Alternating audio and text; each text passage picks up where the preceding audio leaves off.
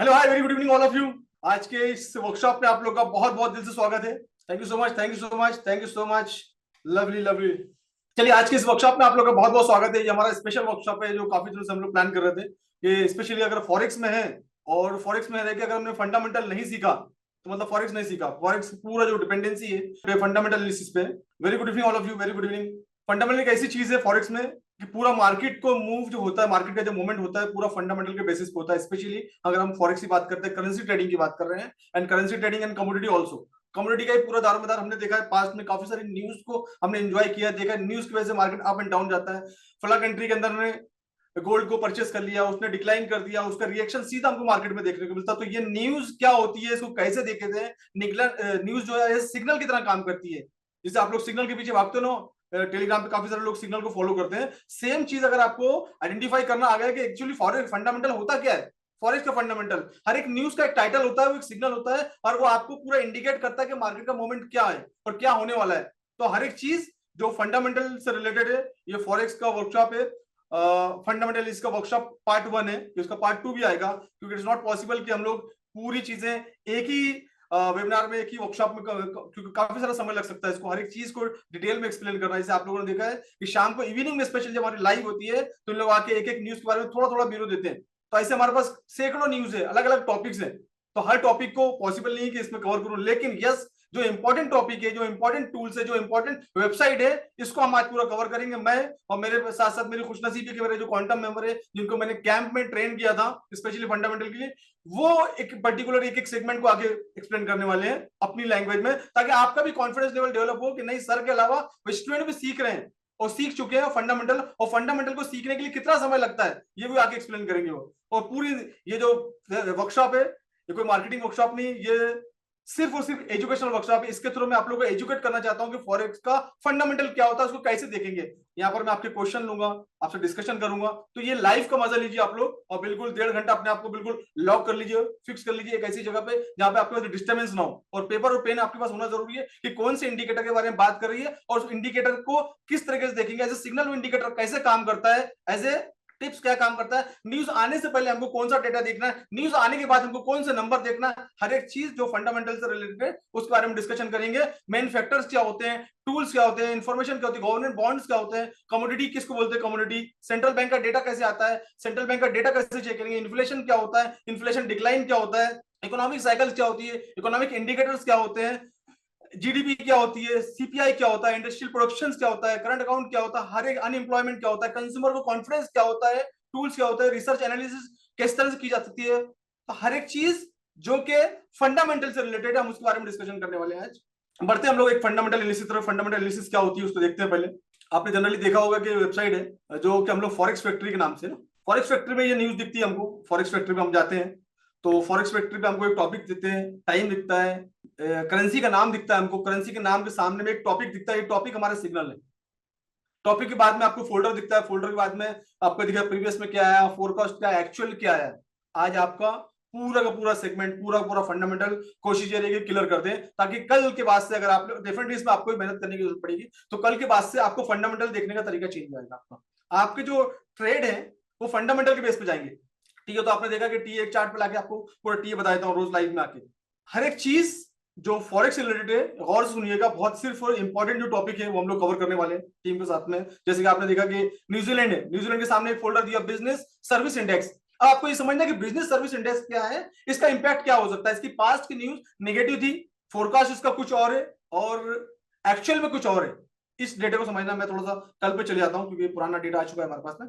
हम 22 के बाद का डेटा देखते हैं, इसे मंडे कल की बात करते हैं। तो कल मॉर्निंग के अंदर में सबसे पहले न्यूजीलैंड की न्यूज है, और आपको कोई बेस्ट जो करेंसी है उसको भी एक्सप्लेन कर दोगे, बेस्ट करेंसी कौन सी है, वो कितनी है, उसका क्या इंपैक्ट होता है। न्यूजीलैंड के हमारे सामने है, टाइमिंग दिया है 4:15 मंडे मॉर्निंग। ट्रेड बैलेंस, अब ये ट्रेड बैलेंस क्या होता है ये हमको समझना है। इसका क्या था पिछले बार का, प्रीवियस इसका जो आया था 91 मिलियन आया था, इसका जो डेटा आया था। फोरकास्ट कितने का है इस बार आने वाले समय, 155 मिलियन, मतलब और बढ़ के आना चाहिए। अब एक्चुअल में कितना आता है और इसका इंपैक्ट क्या होगा, इसका पॉजिटिव डेटा आता है या नेगेटिव डेटा है, इसका इंपैक्ट क्या होगा, इसके बारे में देखेंगे। जेपीवाई जापान की करेंसी है, जापान की करेंसी बैंक ऑफ जापान की समरी ऑफ ऑप्शंस, ये क्या होता है इसके बारे में जानेंगे। सेंट्रल बैंक इसमें कौन सा रोल प्ले करते हैं, right. Credit card spending year on year, जो लोग world wise country wise credit card को स्पेंडिंग लिमिट कितना स्पेंड कर रहे हैं, इसकी लिमिटेशंस क्या होती है, इसका डिटेल में हम लोग जानेंगे इसमें। एफओएमसी की बार बार हमने बहुत बार नाम सुना है, FOMC FOMC, what is the FOMC, ये हम लोग जानेंगे आज के वर्कशॉप के अंदर। के एफएमसी होता है मेंबर वॉलर स्पीक्स, ये किस तरह से बात करते हैं, और इनके जब बात करते हैं लाइव में आने के, मार्केट बिहेव क्या करता है, कौन से सेंटेंस है मार्केट जो है अप एंड डाउन करता है या ऊपर नीचे जाता है मार्केट, कौन सी ऐसी स्पीच है जो हमको इंडिकेट करेगी, एक्चुअली हमको इशारा मिलता है। जैसे कोई एफओएमसी के मेंबर है और इंपॉर्टेंट मेंबर है, अगर वो कोई चीज के बारे में, कोई टॉपिक के बारे में डिस्कशन कर रहे हैं, तो डिस्कशन के बेस पे हम लोग एक अनुमान लगा सकते हैं कि पर्टिकुलर करेंसी से, स्पेशली यूएसडी की बात करें, यूएस के इंडेक्स की बात करें, इंडेक्स के मूवमेंट क्या हो सकते हैं, सिर्फ वो उसके डिस्कशन के बेस पे हमको सिर्फ टाइम निकाल के हमको डिस्कशन सुनना है सर, राइट। इसके बारे में discussion. German of business climate, ये क्या होता है यूरोप का, इसके बारे में। सी बाय इंडस्ट्रियल ऑर्डर एक्सपेक्टेशन, तो ऐसे ये सामने जो आपके भाई दैट इज ये आपके लिए इंडिकेटर काम करेगा। अगर आपको समझना आ गया कि एक चीज होता है, बैंक ऑफ कनाडा क्या बोलती है, BOC, bank of Canada, BOC है ना दिल्ली का, ये shortcut CBI, central bank of industry. तो ये डेटा क्या होता है, हर एक चीज जो फंडामेंटल से रिलेटेड, उसके डिटेल में हम लोग जाने वाले हैं, ताकि आज के बाद से आपको न्यूज समझ में आने लगे, न्यूज का डेटा समझ में आने लगे, और न्यूज के पहले क्या एक्शन लेना है, न्यूज के बाद क्या एक्शन लेना है, उसके बेस पे आपकी ट्रेडिंग की जो स्किल है वो अपडेट हो जाए। तो डेट इज मकसद मेरा हमारा यही है कि आज आपको फंडामेंटल पूरी चीज बता दे। होप कि आप लोग भी रेडी होंगे सब चीजों के लिए। तो कितने लोग एक्साइटेड है, type one word for us, थोड़ा सपोर्ट करिएगा चैट के बहाने, हम लोग को मोटिवेशन मिलता है।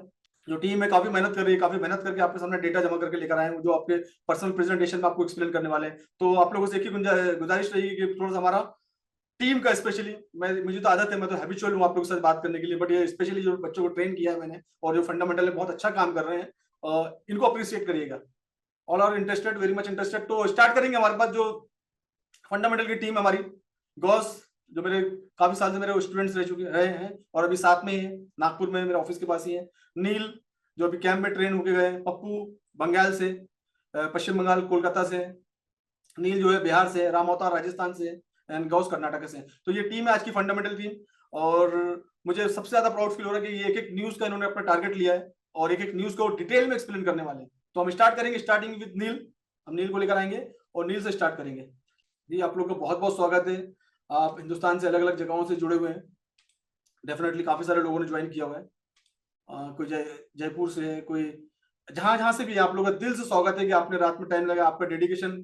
एक्चुअली क्या होता है कि प्रोग्राम तो बहुत सारे होते हैं, प्रोग्राम में जो प्रोग्राम सक्सेस होते हैं वो आप लोग वजह से होते हैं। तो सबसे पहले मैं दिल से आप लोगों को सबको धन्यवाद बोलता हूँ, क्योंकि आप ऑडियंस ही नहीं आएगी तो हम किसको एक्सप्लेन करेंगे, राइट। तो आप लोगों ने भी इतना टाइम, आपका डेडिकेशन को सलाम। आप लोग डेफिनेटली सीखना चाहते हैं आप लोग, तो आपके डेडिकेशन को सलाम। और हिंदुस्तान के हर कोने कोने से आप लोग हैं, मैं जानता हूँ। तो हम लोग उस पर थोड़ा ज्यादा टाइम नहीं डालेंगे, जो हमारा मेन टॉपिक है उस पर हम लोग आ जाते हैं सीधा। चलिए, thank you so much, thank you so much all of you. चलो बढ़ते हैं हम लोग आगे। सद्दाम हुसैन साहब, ठीक है, आपका बहुत बहुत स्वागत है आपका। Hi sir, good evening. Very good evening Neel. Yes yes, you are very much audible and visible, you can start Neel. Again, hi sir, hi, good evening all of you. My name is Neil Singh and I am from Patna, Bihar. And आज मैं यहाँ पे आया हूँ तो मैं कुछ आपको फंडामेंटल के बारे में कुछ एक्सप्लेन करूँगा। तो जो मेरा टॉपिक है वो इन्फ्लेशन है। तो आई नो आप लोग सब लोग रूबरू होंगे इन्फ्लेशन से। इन्फ्लेशन महंगाई या मुद्रास्फीति जिसको हम लोग कहते हैं ना। तो इन्फ्लेशन क्या होता है? जब हमारे लाइफ में, इकोनॉमी में, जब हमारे लाइफ में, जब चीजें जो हमारी goods and services daily usages की चीजें हैं, जब उनकी प्राइसेस बढ़ने लगे, है ना, तो हम लोग उसको इन्फ्लेशन कहते हैं। इन्फ्लेशन कैसे हुआ, आपको एक एग्जांपल लेके बताता हूँ। जैसे हम लोग ग्रोसरी गए, जो आज हम लोग ग्रोसरी गए, तो मान लीजिए सर, हम लोग, मान लीजिए आप लोग सब, कि 100 रुपए की चीज हम लोग आज खरीदे। और मैं एक पर्टिकुलर की बात नहीं कर रहा हूँ, मैं all over basket of goods की बात कर रहा हूँ, हमारे डेली यूजेस की। तो उसमें मान लीजिए आज हम लोगों ने 100 रुपए में कुछ खरीदा, तो ठीक है, और अगले 6 महीने बाद जब हम लोग गए तो उसकी उसी की चीज, उस चीज की प्राइस 105 रुपीज हो गई। तो हम लोग को क्या फील हुआ? इन्फ्लेशन कैसे हुआ? 5% इन्फ्लेशन ग्रो हो गया। तो इन्फ्लेशन से हुआ मतलब जो परचेजिंग पावर ऑफ हमारी जो करेंसी है, जैसे हम लोगों ने 100 रुपए, जो हम लोगों को 100 रुपए में पूरा हमारा सामान मिल रहा था, वही जो है अब वो हमें मिलने लगा 105 रुपए में। मतलब हमारी 100 रुपए की वैल्यू डिक्रीज हो गई। इसका मतलब ये नहीं कि 100 रुपए 50 रुपए दिखने लग गया, इसका मतलब है कि 100 रुपए की वैल्यू डिक्रीज हो गई। तो इन्फ्लेशन यही है। इसके मैं इसके साथ में कुछ और कोरिलेटेड टर्म बताता हूँ, जैसे डिसइन्फ्लेशन, है ना। तो अपने एक साल में 3 क्वार्टर होते हैं। क्वार्टर वन में सपोज हमें एक बास्केट ऑफ गुड में 100 रुपए में कुछ मिला, Q2 में उसी की प्राइस 110 रुपीज हो गई। तो हम लोग को फील हुआ कि अच्छा इन्फ्लेशन 10% है। Q3 में उसकी प्राइस 105 हो गई। तो वहां पे हम लोग क्या देखे कि जो डिसइन्फ्लेशन क्या हुआ, वो हुआ कि जो स्पीड थी, रेट ऑफ जो इन्फ्लेशन की जो रेट थी वो कम हो गई। जो एक बार में 10 बढ़ी वो 5 बढ़ी। तो और इसमें कुछ और टर्म्स हैं जैसे डिफ्लेशन। डिफ्लेशन क्या है कि जैसे जो 100 रुपए की चीज थी वो 90 रुपए हो गई। तो इससे खुशी बहुत आती है कि चलो यार बहुत सस्ता हो गया, खरीद लेते हैं। तो बट इसका जो अपने इकोनॉमी पे इम्पैक्ट पड़ता है, इम्पैक्ट कैसे पड़ता है कि अगर ऑब्वियस सी बात है डिमांड कम होगी तो सप्लाई भी कम होगी, और अगर प्रोडक्शन सप्लाई कम है तो इसका मतलब प्रोडक्शन कम हो रहा है। प्रोडक्शन कम हो रहा है मतलब कि लोगों की जॉब जा रही है। तो इससे हमारे इकोनॉमी पे इम्पैक्ट पड़ता है। तो अब इसका कुछ तो करना होगा। तो कुछ करना होगा तो इसमें हमारे पास दो ऑप्शन होते हैं। एक होता है मॉनेटरी पॉलिसी और एक होता है फिस्कल पॉलिसी। और मॉनेटरी पॉलिसी अब वापस से डिमांड को रिवाइव करना है, तो क्या करना पड़ेगा। तो जो मॉनेटरी पॉलिसी वो क्या करेगी कि वो जो सेंट्रल बैंक है वो क्या करेंगे कि वो मार्केट में सप्लाई ऑफ मनी को रिलीज कर देंगे। मतलब जो रेट ऑफ इंटरेस्ट वो 10% पे था वो अब 8% पे देंगे। और जो नॉर्मल बैंक वगैरह वो हम लोग को जो लोन हम लोग को मिलेगा वो कम पे मिलेगा। तो उससे क्या होगा कि हम लोग भारी मात्रा में फिर से लोन लेने लगेंगे और उस पर काम करने लगेंगे, जो भी हमारी डेली नीड्स जैसे हमें घर लेना है, कार लेना है, तो इससे हम डिमांड बढ़ाएंगे, डिमांड फिर से क्रिएट करेंगे मार्केट में। तो ये फर्स्ट थिंग हो गया। सेकंड थिंग जो है फिस्कल पॉलिसी। तो फिस्कल पॉलिसी क्या होता है कि जब ए फिस्कल फिस्कल पॉलिसी में दो टर्म आते हैं, एक टैक्सेशन एंड सेकंड की वो आता है एक्सपेंडिचर। अब क्या क्या होता है टैक्सेशन में, जो कि आज हम लोग 100 रुपए की चीज ले रहे हैं तो उस पर 18% जीएसटी लगा है। ठीक है, तो 18% जीएसटी में सब लोग कह रहे हैं बहुत ज्यादा जीएसटी है तो इसको कोई नहीं लेगा। बट जब उसको हम लोग जीएसटी कम करके 5% पे कर देंगे तो उसकी वहां पे भी डिमांड क्रिएट होगी, मतलब इकोनॉमी में डिमांड वापस से रिवाइव होगी। तो ये एक चीज हो गया। अब कुछ कारण है जिसके वजह से इन्फ्लेशन होता है। इन्फ्लेशन होने के कुछ क्या कारण है, एक इफेक्ट है उसको बोला जाता है डिमांड पुल इफेक्ट। मतलब क्या हुआ कि जैसे मैं कुछ सेल कर रहा हूँ, मैं कुछ सेल कर रहा हूँ, मेरे पे लिमिटेड क्वांटिटी है, मैं 100 रुपए का उसको कुछ सेल कर रहा हूँ। अभी जब उसकी डिमांड क्रिएट हो गई तो मैं उसको 150 रुपीज में सेल करूंगा। तो एक वो हो गया, उसके वजह से इन्फ्लेशन है। फिर कॉस्ट पुश इन्फ्लेशन है। कॉस्ट पुश इन्फ्लेशन क्या होता है कि जैसे मैं कोई भी चीज को, जो मेरी प्रोडक्शन थी उस टाइम मेरे प्रोडक्शन में 5 रुपए लग रहे थे, और जो अब हो गए वो हो गए उसमें प्रोडक्शन में 10 रुपए, तो मैं उसका भी कॉस्ट बढ़ा सकता हूँ। सर एक मिनट, मैं अपना लैपटॉप स्क्रीन शेयर करना चाहता हूँ। ये है, तो ये आप कुछ एग्जांपल है, आप इसको देख सकते हैं कि 1970 में जो इन्फ्लेशन था वो 1 कप ऑफ कॉफी हम लोग को लेने के लिए 0.25 पे करना पड़ा था। बट इंक्रीजिंग ऑफ टाइम देखिए ऐसा होगा कि आज 2022 में हम लोग को इतना पे करना पड़ रहा है। अब इसके कुछ को रिलेटेड टर्म है जो मैंने आपको बताया। अब सबसे बड़ा बात है कि भाई इससे हम पे क्या इम्पेक्ट पड़ता है ना। कि हम पे तो हम लोग को क्या होगा, हमारा फर्स्ट थिंग की जो डिक्रीजिंग जो हमारा परचेजिंग पावर है वो कम हो जाएगा। हमारी पैसे की वैल्यू कम हो जाएगी, जितने में हमारा पूरा सामान आ रहा था आज उसमें उतने में हमारा नहीं आएगा, हमें एक्स्ट्रा पे करना होगा। अब क्या था, रिड्यूस स्टैंडर्ड ऑफ लिविंग, हमारा जो स्टैंडर्ड ऑफ लिविंग था ये कम हो जाएगा। कैसे कि 1 लाख रुपए में पहले हम एक बहुत हाई फाई लेवल की लाइफ आज से 10 साल पहले जीते थे। आज आप 1 लाख रुपए में उतना नहीं हो पाएगा, क्योंकि रेंट बढ़ गई, ट्रांसपोर्टेशन बढ़ गए, फ्यूल के दाम बढ़ गए, एवरीथिंग में इंक्रीजिंग है। और इससे क्या होता है, अनसर्टेनिटी और एग्जाइटी आती है मार्केट में, मतलब मार्केट में थोड़ा पैनिकनेस आ जाता है, अरे क्या होगा, इन्फ्लेशन बढ़ते जा रहा है, क्या होगा क्या होगा। तो ये एक इसमें थोड़ा सा रीजन हो जाता है। और ये जो फोर्थ रीजन है, इरोजन ऑफ सेविंग, इसमें क्या होता है, जैसे आप एक एग्जांपल बताओ, जैसे आप 1 लाख रुपए कमाते थे, तो 1 लाख रुपए में आप 90,000 स्पेंड करके 10,000 सेव कर लिए। अभी जब इन्फ्लेशन बढ़ गई तो क्या हुआ कि आप जो 90,000 स्पेंड करते अब आप 95,000 करेंगे, क्योंकि इन्फ्लेशन बढ़ गई ना भाई, तो आप सेविंग नहीं कर पाएंगे उतना। और इसमें कुछ टाइप्स ऑफ इन्फ्लेशन होते हैं जो मैंने आपको बताए। इन्फ्लेशन कैसे वर्क करता है, देखिए डिमांड पूल का आप एग्जांपल देखिए, एक आदमी कुछ बेच रहा था 100 रुपए में, बट उसकी डिमांड अचानक बढ़ गई तो वो उसको अब 150 रुपए में बेच रहा है, $150 में, है ना। और कॉस्ट पुश की एग्जांपल आपको बताई कि जो इसको लागत था पहले वो 10 10 10 डॉलर लग रहे थे तो इसको 5 में बेचा था आराम से वो। फिर जब लागत बढ़ गया तो ये भी बढ़ा दिया, मतलब ये जो इसकी प्रोडक्शन में कॉस्ट बढ़ी तो ये भी इसने भी अपनी बढ़ा दी। थर्ड थिंग, बिल्ट इन, मतलब अगर आप किसी एंटरप्राइज में काम कर रहे हो तो जब बाहर महंगाई बढ़ रही है तो भाई आपको भी तो चाहिए ना सैलरी, आपको आपको ज्यादा चाहिए ना, कैसे चलेगा उसमें। तो जैसे प्राइस बढ़ रहे हैं तो इसको भी वेजेस चाहिए, तो इसके वजह से थोड़ा सा इन्फ्लेशन का यहाँ भी एक रोल होता है। अब कॉज ऑफ इन्फ्लेशन। इन्फ्लेशन से क्या होता है, इन्फ्लेशन से पहले तो आपको बताता हूँ इन्फ्लेशन के बेनिफिट्स क्या हैं। इन्फ्लेशन अगर लिमिटेड बढ़ेगा तो, लिमिटेड बढ़ेगा इन्फ्लेशन तो मतलब कि जॉब बढ़ेंगे फर्स्ट थिंग। अगर इन्फ्लेशन मतलब ये होता है कि डिमांड, डिमांड बढ़ेगी मतलब प्रोडक्शन ज्यादा होगा, प्रोडक्शन ज्यादा होगा मतलब जॉब बढ़ेगी, और जॉब बढ़ेगी मतलब कि इकोनॉमी पे पॉजिटिव इम्पैक्ट आएगा। एक होता है बहुत ज्यादा इन्फ्लेशन बढ़ जाना। अब बहुत ज्यादा इन्फ्लेशन बढ़ गया तो ये डिमांड बढ़ गए, और आगे के चलते हैं कुछ प्रोस एंड कॉन्स में। मतलब हर चीज के प्रोस कॉन्स होते हैं ना भाई। तो pros and cons of inflation, pros क्या है कि जब ये बढ़ जाए तो जो इन्वेस्टर के लिए होता है, जब लिमिटेड ये बढ़ती है ना इन्फ्लेशन, तो सपोज आपको एक एग्जांपल बताऊं, जब लिमिटेड बढ़ती है तो कोई चीज की प्राइस बढ़ रही है ना, तो आपको पता है कि प्राइस बढ़ती जा रही है, बढ़ती जा रही है, तो आपने लेना शुरू कर दिया कि चलो प्राइस बढ़ रही है, बाय कर लिया, अच्छा एक अमाउंट में, अच्छे अमाउंट में बाय कर लिया कि आगे चल के प्राइस और बढ़ जाएगा। तो इस पे क्या हुआ, मार्केट पे टेम्पररी के लिए, टेम्पररी टाइम के लिए पॉजिटिव इंपैक्ट आया कि चीजें बढ़ गई मतलब डिमांड बढ़ गई मतलब प्रोडक्शन बढ़ गया, प्रोडक्शन बढ़ गया मतलब जॉब बढ़ गया। सेकंड थिंग कि जब इन्फ्लेशन लिमिटेड टाइम में बढ़ता है ना, लिमिटेड लिमिटेड के लिए, तो उसमें क्या होता है, इन्वेस्टर के लिए पॉजिटिव सेंटीमेंट आते हैं मार्केट में। जब लोग मतलब कि अगर ले रहे हैं, तो जब मैं फैक्ट्री सेट करने जा रहा हूँ तो मैं फैक्ट्री आराम सेट करूंगा, मैं वापस से वर्कर को जॉब दूंगा, तो इससे इन्फ्लेशन पे पॉजिटिव पॉजिटिव इम्पैक्ट आता है ना। तो और लास्ट थिंग कि इन्फ्लेशन को अपन कंट्रोल कैसे कर सकते हैं, इसको हम लोग कंट्रोल नहीं कर सकते हैं। जैसे क्या है कि इन्फ्लेशन को कंट्रोल करने के मॉनेटरी टर्म्स आते हैं, मॉनेटरी पॉलिसी आती है। कि मॉनेटरी पॉलिसी है कि लोगों के पास पैसा ज्यादा बढ़ गया, तो जो इकोनॉमिस्ट है जो मतलब हमारी गवर्नमेंट है, वो क्या करेंगी इन जनरल कि वो चाहेंगी लोगों के पैसे को रोको। अब पैसे ऐसे तो नहीं कि मैं आपसे ले लूंगा, पैसे को रोकने का मतलब ये है कि आज आप जो मुझे, जो बैंक है आज हमें 7% का रेट दे रही है। अभी मैं, अपन लोग सब लोग मूड में है कि घर खरीदना है, बंगला खरीदना है, सब खरीदना है।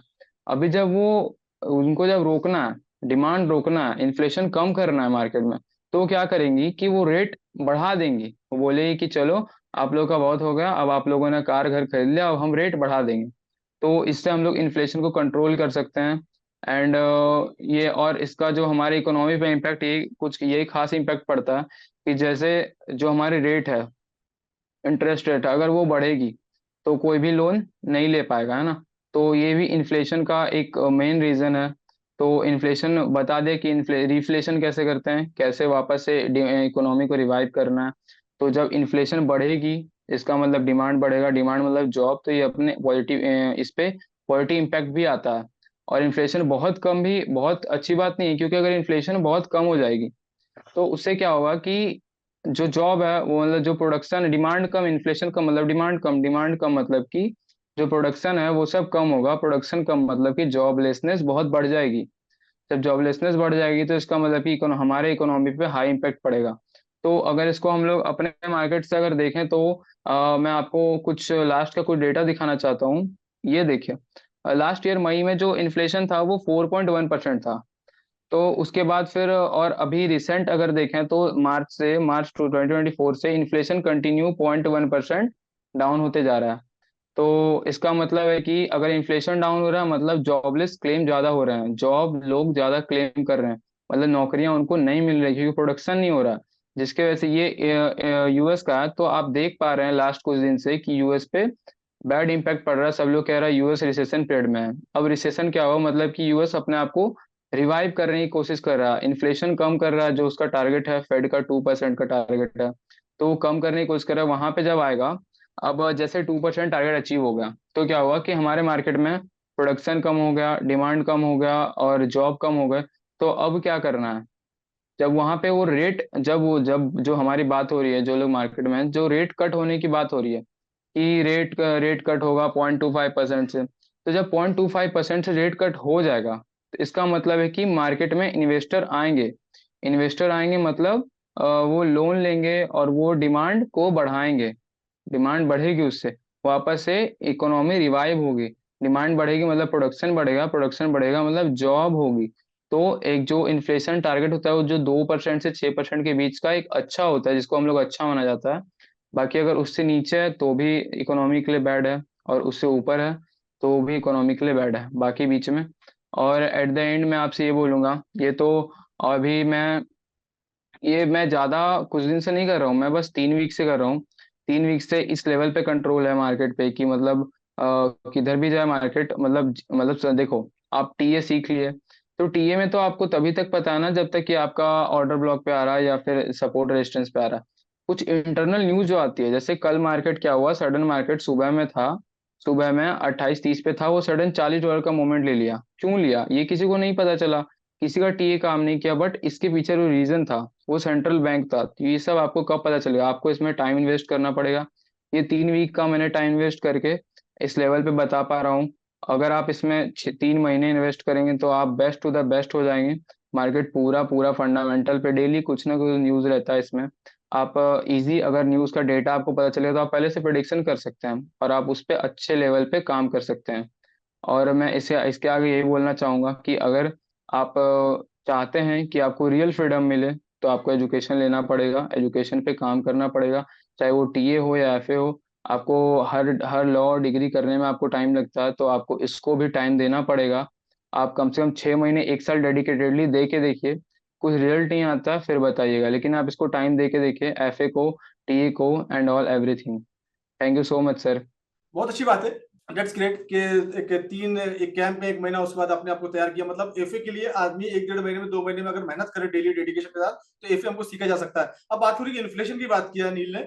इन्फ्लेशन, जब भी किसी कंट्री के अंदर इन्फ्लेशन बढ़ता है तो वहां पर पैनिकनेस आता है।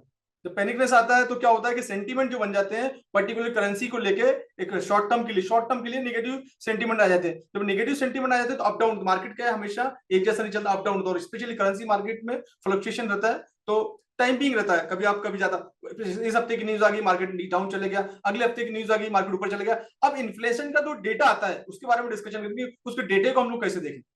जो डेटा आता है उस डेटे को हम कैसे, और डेटे के बेस पे ये तो हमने पता चला कि हमने ओवरऑल हमने क्या करा कि पूरे साइट्स पे जाके इन्फ्लेशन के बारे में पता कर लिया, यूएस के काफी सारे वेबसाइट चेक कर लिए हम लोगों ने, तो हमको पूरा जो डेटा हमारे सामने आया, क्या समझ आया कि इन्फ्लेशन बढ़ रहा है या घट रहा है, ये हो गया ठीक। अब जिस दिन न्यूज आती है इन्फ्लेशन की, जिस दिन न्यूज आती है, हमको न्यूज को कैसे प्ले करना है, ये सबसे ज्यादा इंपॉर्टेंट है।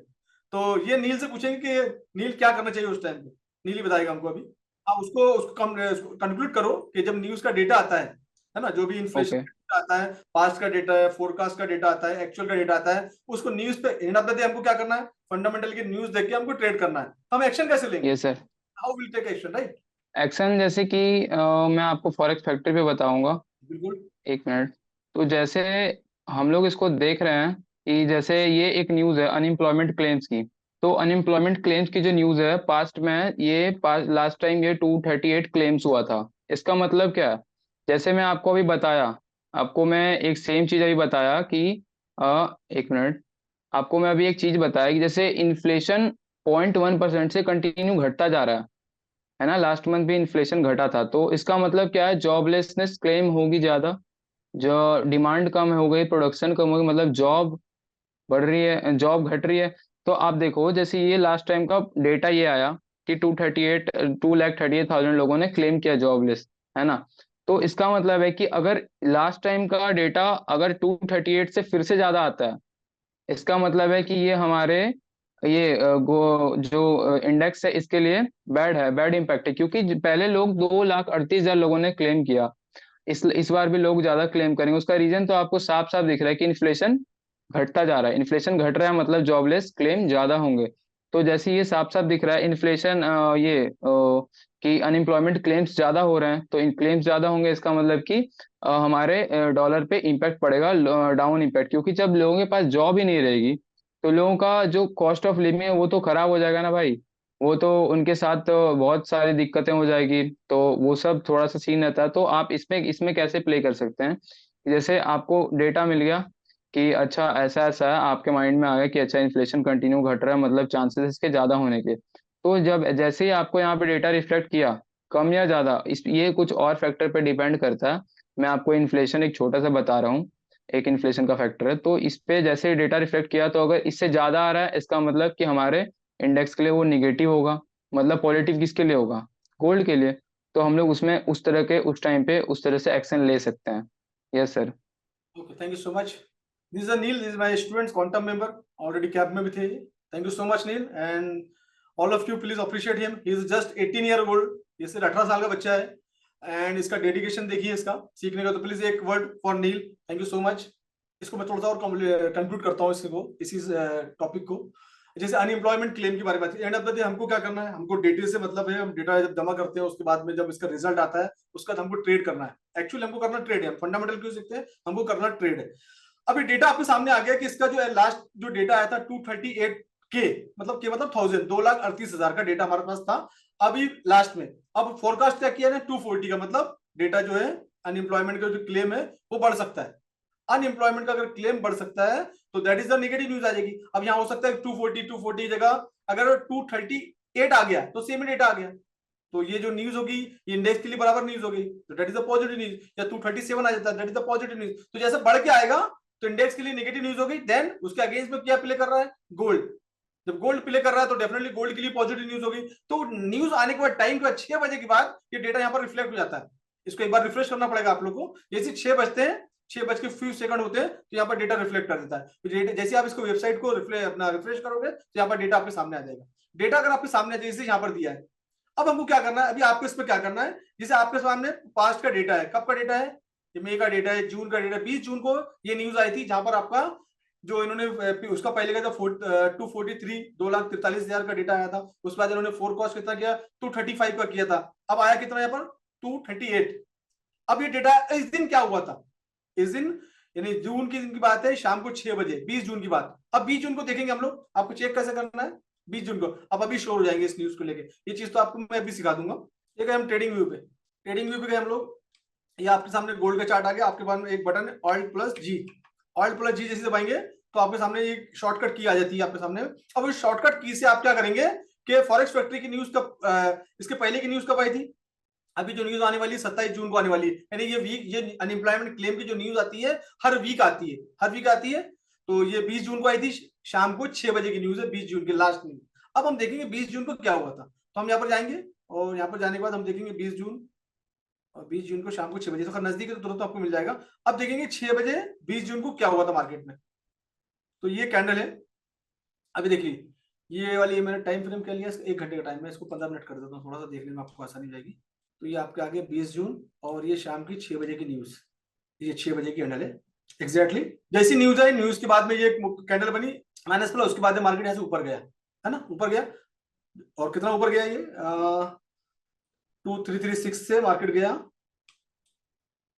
265, मतलब ऑलमोस्ट 30-32 डॉलर का मोमेंट मिला। ठीक है, ये याद रखिएगा 30-32 डॉलर का मोमेंट। क्या हुआ, किसके लिए पॉजिटिव न्यूज है ये गोल्ड के लिए, गोल्ड के लिए पॉजिटिव न्यूज है। ठीक है, अब आते हैं फॉरेक्स फैक्ट्री के अंदर। फॉरेक्स फैक्ट्री में क्या हुआ था, फॉरेक्स फैक्ट्री का डेटा देखो, ये डेटा जो था वो क्या हुआ था, उसके पहले का जो डेटा आया था 243 था, इन लोगों ने फोरकास्ट किया था 235 का, लेकिन निकला कितना 238 आया। मतलब पिछले बार से डेटा जो फोरकास्ट है, फोरकास्ट से कितना ज्यादा आया, ज्यादा आया। तो इंडेक्स के लिए क्या न्यूज हो गई, ये इंडेक्स के लिए नेगेटिव न्यूज हो गई, एंड गोल्ड के लिए positive news. You can check it out. अब इसके लिए आपको क्या करना पड़ेगा, पहले से अगर आप प्रिपेयर हैं, पहले से अगर आप प्रिपेयर है तो ये पूरा डेटा चेक कर सकते हैं वेबसाइट पे जाके। तरह तरह की चीजें हैं, काफी सारे वेबसाइट जो मैं आपके सामने शेयर करूंगा लास्ट में, तो आप चेक कर सकते हो। तो ये एक मोमेंट आप श्योर हो जाएंगे कि न्यूज जो थी इंडेक्स के लिए निगेटिव थी, आने वाले घंटे 2 घंटे में अंदर गोल्ड में अच्छा मोमेंट देखने को मिल सकता है। कहां तक देखने को मिल सकता है, फिर आपको यहाँ पर टी हेल्प करेगा, फिर आपका क्या करेगा, इस एरिया में आकर आपका टी हेल्प करेगा कि मार्केट का मूवमेंट कहां हो सकता है, क्यों हो सकता है। वहां पर आपको टी के हिसाब से प्लानिंग करेंगे कि डिमांड कहां बैठी है, सप्लाई कहां पर बैठी हुई है। ये सब चीजें अपने डेटा देख लेंगे तो आप बहुत ज्यादा श्योर हो जाएंगे। टी आपने सीख लिया है, एफए पे आप मेहनत कर रहे हैं, कोई बड़ी चीज नहीं है। मैं हमेशा बोलता हूं अगर एफए आपका मॉर्निंग का पेपर होना चाहिए, या अगर आपने पढ़ना स्टार्ट कर दिया तो आपको चीजें समझ में आनी चलेगी। ये बच्चा है अभी 2 महीने से मेहनत करके इस लेवल पे जा चुका कि ये इस न्यूज के बेस पे ट्रेड कर सकता है। टी आ गया इसको, अब इसको मालूम हो गया कि यहाँ पर डिमांड एंड सप्लाई, ये जो एरिया है डिमांड एंड सप्लाई का एरिया है। तो यहाँ पर क्या है, डिमांड बैठी है, डिमांड के साथ न्यूज आई, सोने पर सुहागा, प्लस सप्लाई, सप्लाई कहां पर अवेलेबल है, दैट इज अ टीपी। जहां पर सप्लाई अवेलेबल है वहां हमारा टीपी हो गया, फिनिश। इस तरीके से हम लोग इसको चेक कर सकते हैं और इस तरीके से इस पर काम कर सकते हैं हम लोग। तो ये टी हमको साथ में जरूरी है, साथ में एफए। तो हम लोग बात कर रहे थे एफए की, और अभी हमने जो न्यूज देखी इन्फ्लेशन के बारे में, हमने गौस अपना नील से बातचीत की इन्फ्लेशन के बारे में।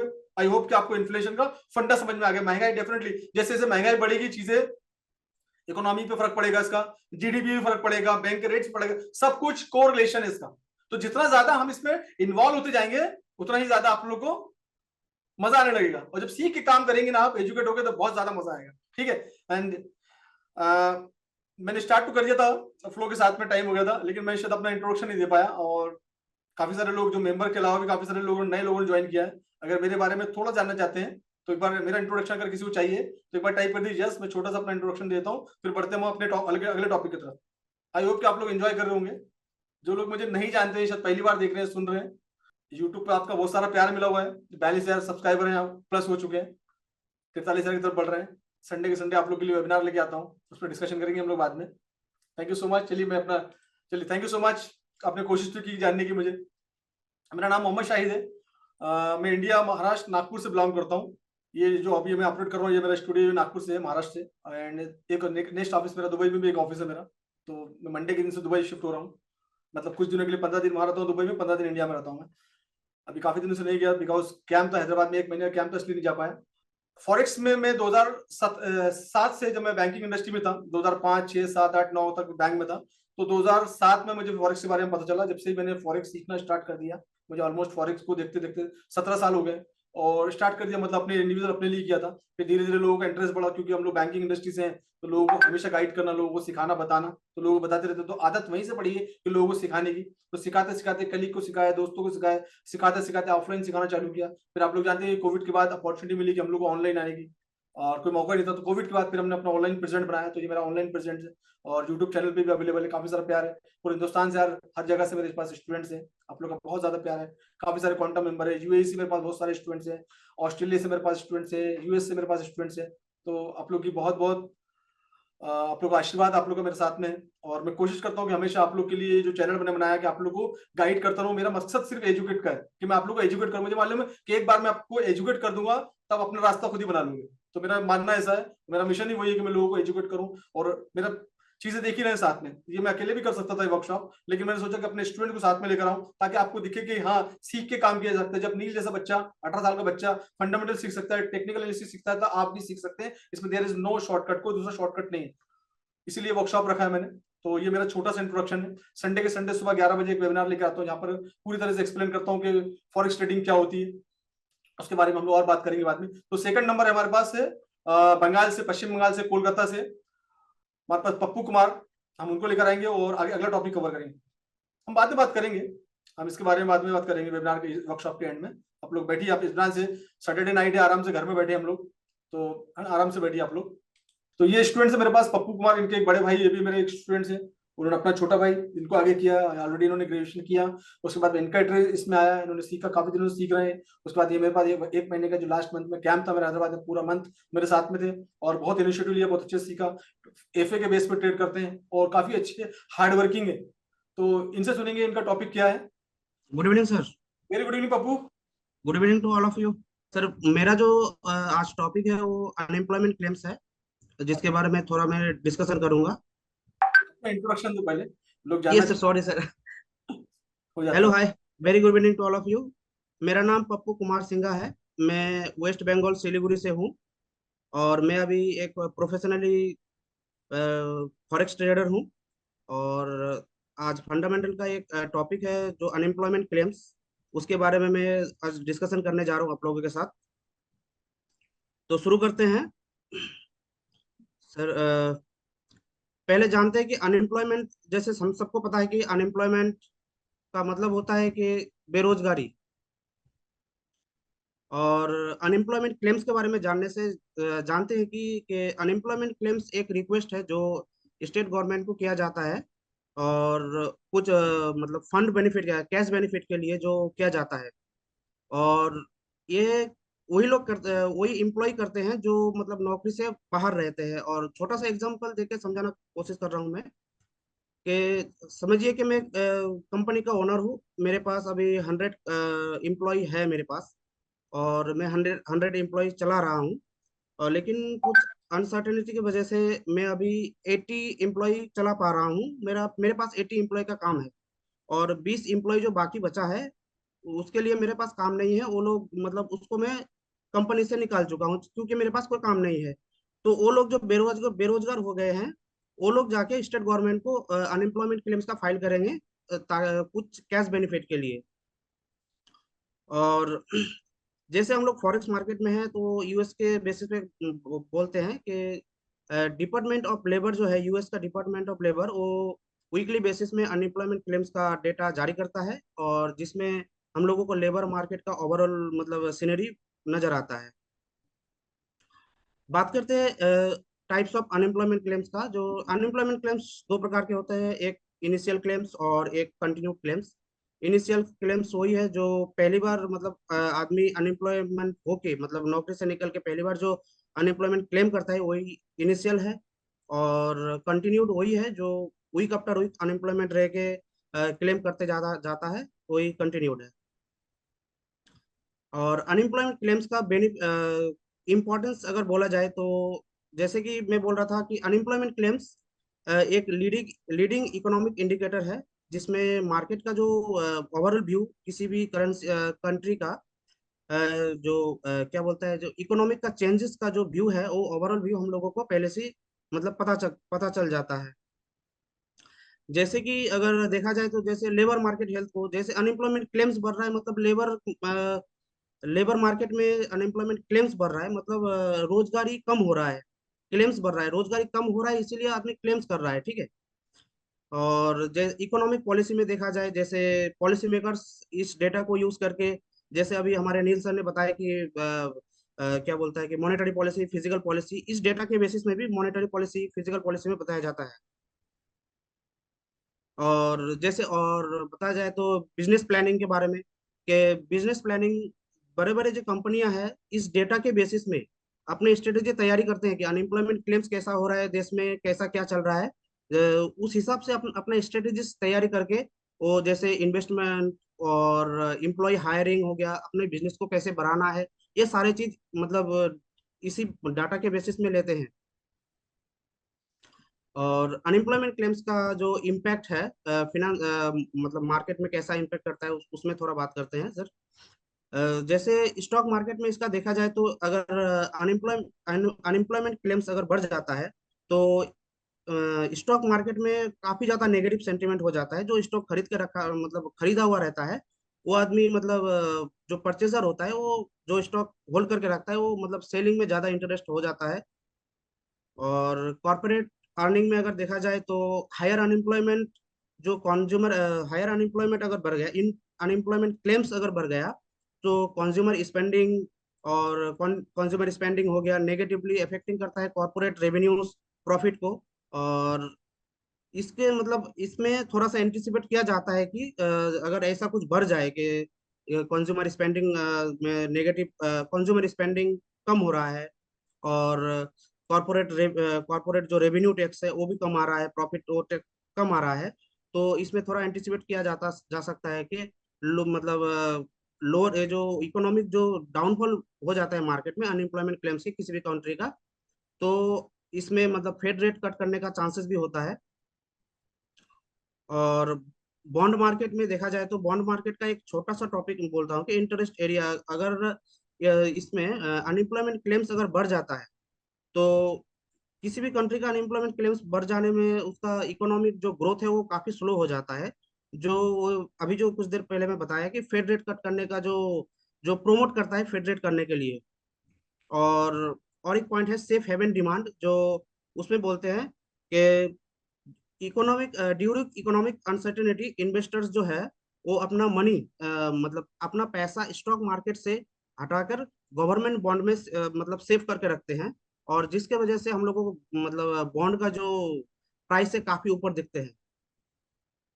और करेंसी मार्केट में इसका बोलेंगे तो कि जैसे हम लोग अभी कर रहे हैं, यूएसडी वैल्यू पे अगर हायर अनएम्प्लॉयमेंट अगर बहुत ज्यादा हो गया तो यूएस जो हम लोग अभी यूएस मार्केट में जैसे काम कर रहे हैं, यूएस के बेसिस में बोल रहा हूँ, तो डॉलर को काफी नीचे देखते हैं और उसका अपोजिट पेयर को एकदम आसमान तक देख सकते हैं कभी कभार। और एक्सचेंज में भी इसका इम्पैक्ट काफी ज्यादा होता है, जो इंटरनेशनल ट्रेड और इन्वेस्टमेंट में इम्पैक्ट करता है। और थोड़ा सा और एक टॉपिक है जो कंज्यूमर कॉन्फिडेंस एंड स्पेंडिंग के बारे में बोलूंगा, कि हायर अनएम्प्लॉयमेंट क्लेम्स जो है कंज्यूमर कॉन्फिडेंस को एकदम पूरा डुबो देता है, और इसके वजह से मतलब इकोनॉमिक स्लो हो जाता है। इकोनॉमिक स्लो के वजह से आदमी जो है कुछ इन्वेस्टमेंट हो गया, परचेस कुछ करना हो, कार परचेस करना हो, हाउस परचेस करना हो, ये काफी स्लो हो जाता है। और मतलब कंट्री का इकोनॉमिक कंडीशन भी खराब हो जाता है। और इसको अगर सुधारने की मतलब इसको कैसे सॉल्व किया जा सकता है, ये प्रॉब्लम अगर देखा जाए तो अगर फेड अपना रेट कट करेगा तो इसको हम मतलब फेड रेट कट करेगा, और इसके वजह से डॉलर को हम लोग नीचे मतलब डॉलर का वैल्यू कम हो जाएगा। डॉलर का वैल्यू कम होगा तो बाहर से इन्वेस्टमेंट भी आएगा, और मनी बोरोइंग भी कर सकते हैं आदमी, और मनी बोरोइंग करेगा तो थोड़ा थोड़ा धीरे धीरे इन्वेस्टमेंट करते करते एम्प्लॉयमेंट भी बढ़ेगा। जैसे कि हम लोग पिछले वीक में देखे थे, जो डाटा काफी मतलब अनएम्प्लॉयमेंट क्लेम्स काफी ज्यादा हुआ है, इसी वजह से मार्केट को ऊपर भी देखे थे। Thank you sir. थोड़ा सा हम लोग प्रैक्टिकली बात करते हैं जरा, है ना। अभी हमने देख ली थ्योरी, है ना, हम जी सर। प्रैक्टिकल बात करेंगे। प्रैक्टिकल में ही देखते हैं हम लोग कि आप लोग, बाकी जो ऑडियंस हमारे साथ में आई है, और इन डेफिनेटली इतना डेडिकेशन के साथ आप लोग मेहनत कर रहे हो, और जिस लेवल पे आपने अपने आप को लेकर आया कि आप न्यूज के बेस पे बैठ के ट्रेडिंग कर सकते हो। और मैंने कैंप में भी तुम लोगों को देखा कि तुम लोग का डेडिकेशन बहुत अच्छा था। कैंप में तुम लोगों ने पूरा 1 महीना मेहनत की, और कैंप पे आने के बाद ये दूसरा महीना है, 2 महीने में तुम्हारा एफ इतना मजबूत हो गया। और मैं भी देख के बहुत, मुझे भी बहुत आई मीन प्राउड फील हो रहा है एक्चुअली।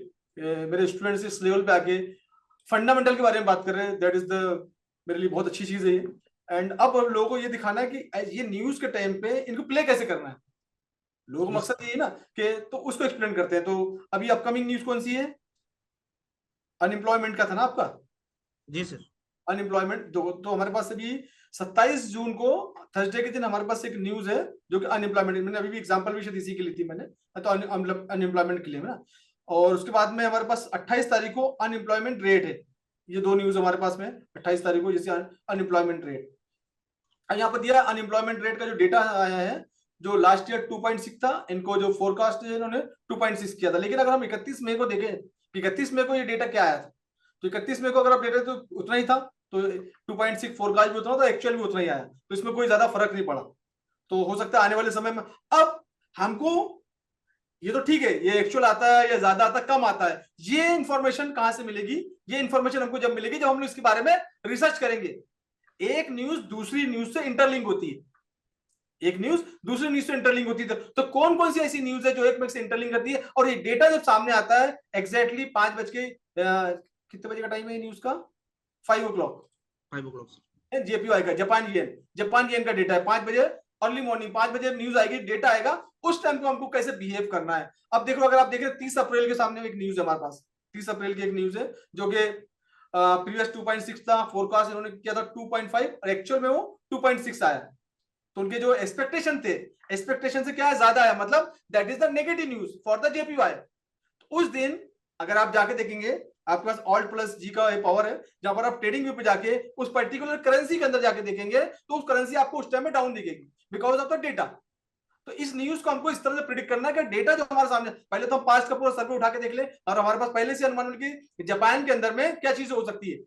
अनएम्प्लॉयमेंट रेट इसके जो है बढ़ने वाले हैं, अनएम्प्लॉयमेंट बढ़ने वाले, that is the negative news for the Japan. Japan country के लिए नेगेटिव न्यूज है। तो इसका पॉजिटिव क्या हो सकता है? इसका पॉजिटिव हो सकता है कि जापान के साथ जो भी पेयर हमने लिए, वो पेयर में हमको अप डायरेक्शन देखने मिला, स्पेशली जीबीपी जेपीवाई के पेयर में। ये बहुत बड़ी पेयर है, सेकंड नंबर की पेयर काउंट करते हैं, GBP great Britain pound and Japan yen, ये बहुत स्ट्रांग पेयर है। अब इस स्ट्रांग पेयर के अंदर में अगर हम जाके देखेंगे डेटा कि 5 बजे के टाइम पे अर्ली मॉर्निंग फ्राइडे के दिन क्या हुआ था, कब? 30 अप्रैल को, then you will get to know. आपको थोड़ी मेहनत करनी पड़ेगी, ट्रेडिंग व्यू पे जाना पड़ेगा, पांच का चार्ट उठा के देखना पड़ेगा, एंड न्यूज आपको देखनी पड़ेगी। बैक टू बैक 4 से 5 न्यूज आई है, यहाँ पर इसका डेटा दिया है। इसका डेटा आया था लास्ट 31 मई की न्यूज आई थी, डेटा बराबर था। उसके बाद 30 अप्रैल को news I, negative news I for the JPY. Reaction जाके नोट करेंगे, रिएक्शन नोट डाउन करेंगे, उसका स्क्रीनशॉट लेंगे, उसको डेकोरेट करेंगे, उसका ड्राइंग बनाएंगे, then you will get to know. ऐसे पास्ट के 5-10 न्यूज अगर आपने उठा के देख लिया, तो पर्टिकुलर न्यूज का सेगमेंट आपको कंप्लीट होगा कि जब भी अनएम्प्लॉयमेंट रेट आता है, जब भी अनएम्प्लॉयमेंट रेट आता है तो क्या होता है, राइट? तो ये सब चीजें हमको देखने को मिलती है। तो पास की जब आप 4-5 न्यूज को उठा के देखेंगे, तो न्यूज को जब उठा के आप देखते हैं तो न्यूज का डेटा समझ में, डेटा आपके सामने है। अब डेटे को आपने क्या किया, ट्रेडिंग व्यू पे लाके चेक किया कि पर्टिकुलर टाइम की ये न्यूज पॉजिटिव थी, ये न्यूज नेगेटिव आ गई। जैसे आपको नंबर देखने को मिलेगा, यार ये तो रेट नंबर दिख रहा है, that is negative news for the particular currency, and उसकी अपोजिट करेंसी क्या है, दैट इज बुलिशनेस देखने को मिलता है। जेपीवाई को जनरली जो लोग डील करते हैं जीबीपी के साथ करते हैं, जीबीपी जेपीवाई। उस सेगमेंट में हमको जीपीवाई देखा, जीपीवाई हमको कभी अप डायरेक्शन में देखने को मिल रहा है बिकॉज ऑफ द जेपीवाई की जो न्यूज थी वो नेगेटिव आ रही है। इस न्यूज को ऐसे समझना है हमको। यस पप्पू, मैं चाहता हूँ कि आप अपनी ओन लैंग्वेज में यस और सर। कुछ मैसेज दो। मुझे तो खैर बंगाली नहीं समझ में आती, लेकिन मैं चाहता हूँ कि जो लोग आपके एरिया के देख रहे हैं, एक बढ़िया सा मैसेज दो एंड अप्रिशिएट करो पप्पू को। ही जस्ट आई थिंक 24, कितना एज है आपका? Yes sir, 24। 24 year old, and 24 year old guy is doing the FA। तो मेरे लिए बहुत प्राउड की बात है। तो अपने एक बंगाली में एक मैसेज दो आप लोग आपकी लैंग्वेज में। সবাইকে গুড ইভিনিং জানিয়ে শুরু করতেছি যে ফরেক্স ইন্ডাস্ট্রিতে যদি মানে আপনারা আসতে চান, এই ইন্ডাস্ট্রিতে প্রচুর টাকা আছে, এটা নিয়ে কোনো আমার সন্দেহ নেই। যে এই ইন্ডাস্ট্রিতে এসে মানে নিজের স্বপ্ন যা আছে সব পূরণ পূরণ হবে সবার। কিন্তু তার আগে এডুকেশনটা মানে সবার আগে নিতে লাগবে, যে কারণ এডুকেশন ছাড়া মানুষ যদি কোনো দিকে এগোয়, তাহলে যেটা সম্বন্ধে আমি জানি না, যেটা সম্বন্ধে কিছু বুঝি না, সেটাকে নিয়ে যদি আমি সামনে এগোতে চাই, তাহলে সেটা আমাকে অনেক পরে ক্ষতি দিবে। কারণ এটা মার্কেট, এখানে ট্রেডিং করতে লাগবে। আর ট্রেডিং মানে সবকিছু জানতে লাগবে। মানে যদি আপনারা ট্রেডিংটাকে মানে একটা আপনার বিজনেস হিসাবে বা আহ, ভালোভাবে নিতে পারেন, যে না এটা আমাকে এটাকে ফোকাস করতে পারেন, ভালো মতো এটাকে এগিয়ে নিয়ে যেতে পারেন, ভালো মতো শিখে টিকে যদি করতে পারেন, যে কোনো একটা প্রপার মেন্টর যে মানে যার কাছে আপনি ভালো মতো বুঝতে পারেন, তাহলে এই ইন্ডাস্ট্রিতে প্রচুর টাকা আছে, যেটা মানে আপনার কল্পনারও বাইরে। আর আপকামিং ট্রেডার্স এর জন্য এটাই যে ভাই, যা করতেছো করো, কিন্তু যদি ট্রেডিং এ আসতেছো, তাহলে একদম প্রপার এডুকেশনের পরে আসো। Thank you sir. Thank you so much Pappu. Thank you sir. Keep it done, करते रहो, हार्ड वर्क करते रहो बढ़िया। एंड डेडिकेशन, इसी डेडिकेशन के साथ काम करो एंड डेफिनेटली नेक्स्ट लेवल पे जाना है। Yes sir. तो अभी हमने देखा इन्फ्लेशन, देखा हमने इन्फ्लेशन क्या होता है, महंगाई क्या होती है, और हमने देखा अनएम्प्लॉयमेंट, बेरोजगारी। दो न्यूज हमारे सामने आई और इस न्यूज के टाइम पे हमको कैसे प्ले करना है वो हमने डिस्कशन किया। अब हमारे पास में राजस्थान से हमारा एक स्टूडेंट है, ये हमारे पास राजस्थान से है ये, और वो भी हार्ड वर्किंग है ये भी, और बहुत मेहनत की इन्होंने भी कैंप के अंदर में अपनी फंडामेंटल स्किल को डेवलप करने के लिए। बार बार मेरे पास न्यूज ले लेके आते थे, सर ये ऐसा वैसा, काफी सारा डिस्कशन हुआ और काफी सारा इंप्रूव किया। तो इनको भी हमने कुछ टॉपिक दिया है, जिस टॉपिक को ये एक्सप्लेन करेंगे। तो राम, ओवर टू यू, तुमको देते हैं, आगे बढ़िए आप। Good evening, sir, very good evening. and good evening, all of you. My name is Ramavatar Danga. I am belong from Mehta City, Nagaur, Rajasthan, and my qualification is I am done graduate and postgraduate in computer. मेरा fundamental का आज का chapter ये है CPI and PPI. ये एक major news होती है। पूरी जो भी हमारी शाम की एक न्यूज आती है उसकी सबकी एक मेजर न्यूज, जिसमें इन्फ्लेशन, अनएम्प्लॉयमेंट और एक बड़ी बड़ी न्यूजों का जो एक बोलते हैं ना, ग्रुप है सबका एक, ये किस चीज को मेंटेन करना और कैसे। तो CPI means consumer price index, उपभोक्ता मूल्य सूचकांक। किसी अर्थव्यवस्था में कुल मूल्य के एक स्तर का माप है ये। सीपीआई में आमतौर पर खरीदी गई वस्तुओं, सेवाओं का एक बास्केट होता है। जैसे सीपीआई किसी देश की मुद्रा की क्रय शक्ति और वस्तुओं और सेवाओं के बास्केट के मूल्य के स्तर में परिवर्तन को मापता है। जैसे कि उपभोक्ता मार्केट में, जैसे कि अभी किसी उद्योग में कहाँ कितना इजाफा हुआ और कहाँ किसकी कितनी सैलरी में बढ़ोतरी हुई। तो एक दोनों के मतलब एक प्राइस और एक सर्विस, इन दोनों की इक्वलिटी को ये दर्शाता है और उस पे ये तय करता है, उस पे एक बिहेव करता है सीपीआई। अपना डेटा निकालता है उस पे कभी कितना कम और ज्यादा के लिए। The CPI measure the change in the purchasing power of a country currency. और इस न्यूज को पब्लिश करता है BLS, the US bureau of labour statistics. वो इस न्यूज को पब्लिश करता है और ये भी करता है कि 1982 से 1984 के जो अवधि थी ना, उस टाइम से इन्होंने एक इंडेक्स पे 100 के स्तर को निर्धारित किया है, यानी 100 के एक लेवल को पकड़ा है उस टाइम को लेके। तो भाई जैसे कि उन्होंने उस टाइम किया कि भाई ये 100 का लेवल है, और अगर इस पे इस बार न्यूज में 110 हो गया, इसका मतलब ये हुआ कि भाई मार्केट इंडेक्स में 10% इंक्रीज हुआ है। और वही अगली न्यूज में जैसे कि 90 होता है, इसका मतलब यही है कि मार्केट इंडेक्स में 10% डिक्रीज हुआ है। तो ये इस पे एक ये इन्फ्लेशन भी एक काम करता है। इसके अंदर केंद्रीय बैंक जो बढ़ती कीमतों को नियंत्रण करने के लिए ब्याज दरें बढ़ाने घटाने का काम जो है वो केंद्रीय बैंक जो सेंट्रल बैंक करता है, वो इसी के अंडर में वो गुड्स और सर्विसेज को देख के, जैसा कि अभी इन्फ्लेशन बताया जैसे 3.3 चल रहा है, इसमें एक कम्युनिटी है Fed Fed chair Fed community है, फॉर्म्स जिसको हम बोलते हैं फॉर्म्स। तो फेड में क्या है कि जैसे कि 18 मेंबर है, एक चेयरमैन 17 मेंबर, वो डिसाइड करते हैं रेटों को कम ज्यादा करना या मार्केट को मार्केट के सेंटिमेंट को देख के कि भाई लगता है कि अभी इंडेक्स को जरूरत है या नहीं है, या कितना इन्फ्लेशन चल रहा है उसको कैसे कम करें कैसे नहीं करें। तो इसके बारे में मेन सीपीआई न्यूज इफेक्ट डालती है। और उसके बाद है पीपीआई, प्रोड्यूसर प्राइस इंडेक्स। ये घरेलू उत्पादों को उनके उत्पादन के लिए प्राप्त कीमतों में समय के साथ औसत परिवर्तन को मापता है। ये थोक स्तर पर इन्फ्लेशन का एक माप है, जिसमें उद्योग और उत्पाद श्रेणी के आधार पर उत्पादक कीमतों को मापने वाले हमारे इंडेक्स को संकलित करता है। जैसे कि अभी ये तीन चीज पे काम करता है, एक इंडस्ट्री लेवल पे, एक कम्युनिटी लेवल पे, और एक फर्स्ट डिमांड पे। जैसा कि इस बार इंडस्ट्री में कितनी सेल हुई कितनी नहीं हुई, कितना मतलब मार्केट इस बार इंडस्ट्री में हुआ है भाई, मैन्युफैक्चरिंग हुआ है कितना कम ज्यादा, उसके बेस पे। और कम्युनिटी कमोडिटी है, जैसा कमोडिटी में अपना गोल्ड हो गया, सिल्वर हो गया, क्रूड ऑयल हो गया वो। और फर्स्ट डिमांड, जो कितनी मार्केट में डिमांड क्रिएट हुई, कितनी मैन्युफैक्चरिंग हुई, कितनी सेल्स हुई, उस सब पे उस सब को ये कंट्रोल करता है पीपीआई। और ये इसको भी बीएलएस, इस न्यूज को भी बीएलएस पब्लिश करता है। और बीएलएस क्या करता है, हर महीने में 10,000 से अधिक उत्पाद और उद्योग मूल्य इंडेक्स तैयार करता है, जिसका उपयोग पीपीआई की गणना के लिए किया जाता है।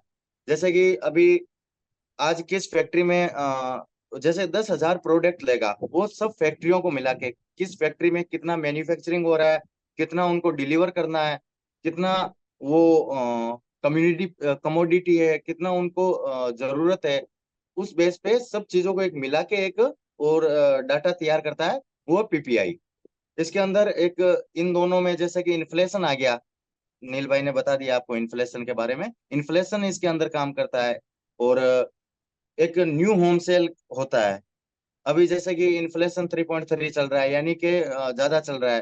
फेड के चेयर जो उनका कहना है कि हम इन्फ्लेशन 2% पे लाएंगे, या हम इंटरेस्ट रेट कम करेंगे। तो अभी जैसा कि हमने देखा कि होम सेल जो गिरा हुआ था इस बार, अभी पिछला न्यूज था वो इंडेक्स के फेवर में था, उससे पहले का उसके नेगेटिव था। क्योंकि होम सेल वहां जब महंगाई रहेगी, इंटरेस्ट रेट ज्यादा है, इन्फ्लेशन बढ़ा हुआ है, घर खरीदने के लिए कम से कम हर आदमी घर खरीदने के लिए लोन लेगा ही लेगा। लोन लेके वो अपना घर खरीदेगा, ब्रोकर को पे करेगा और कुछ सामान खरीदेगा, उसके लिए उसको कुछ ना कुछ तो लोन चाहिए। अब ऐसे में लोन के लिए इतना हाई इंटरेस्ट रेट होगा, तो जाहिर सी बात है कोई खरीद नहीं पाएगा। वो इस पे पूरा इम्पेक्ट डालता है। और एक आईएसएम वो इस पे इम्पेक्ट डालता है, इंस्टीट्यूट ऑफ सप्लाई मैनेजमेंट। उसमें भी जितने भी उद्योग हैं, जैसे कि हम मान लीजिए हम बाइक लेने गए, और बाइक का अभी करंट प्राइस है 1 लाख रुपीज, और अभी हम नहीं ले रहे।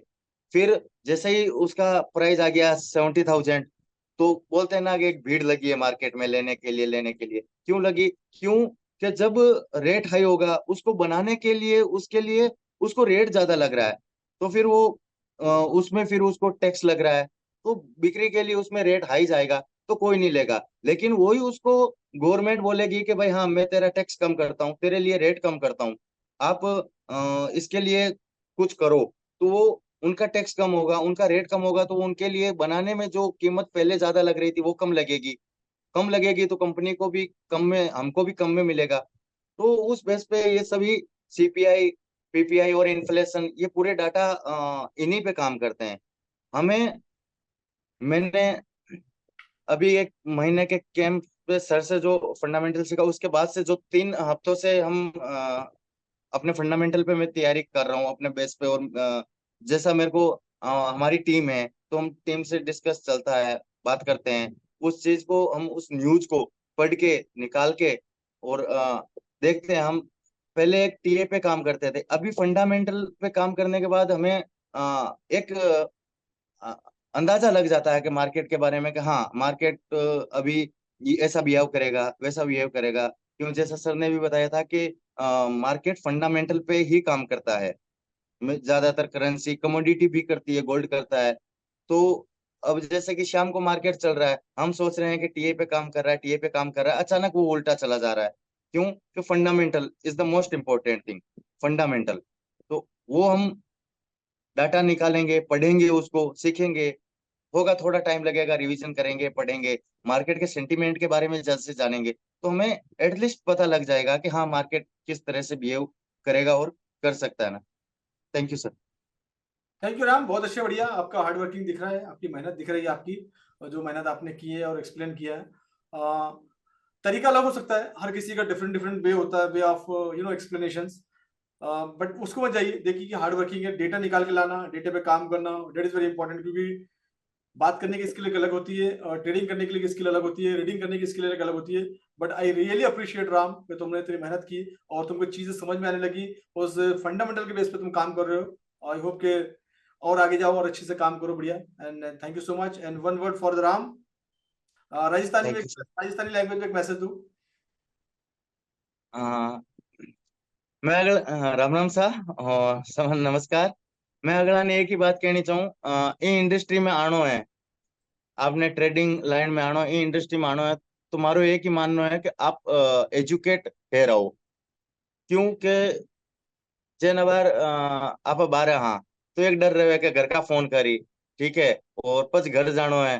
तो भाई चीज है कि घर का घर तक निंग राख सके, बाहर की निंग राख वास्ते अपन एक गुरु जोई जाए।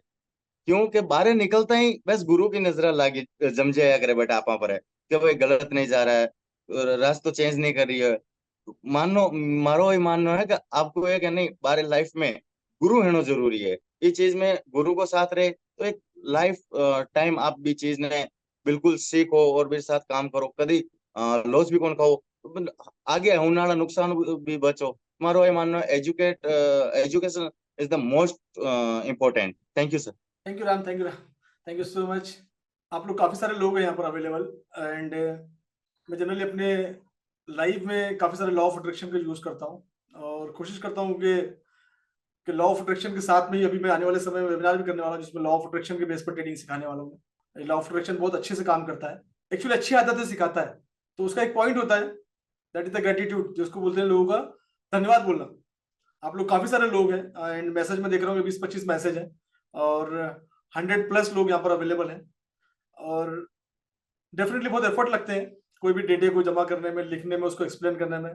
We need lot of effort, बहुत सारे एफर्ट लगते हैं। और आपको जस्ट एक थैंक यू टाइप करना है, थैंक यू राम, उससे बंदे का हौसला भी बढ़ेगा।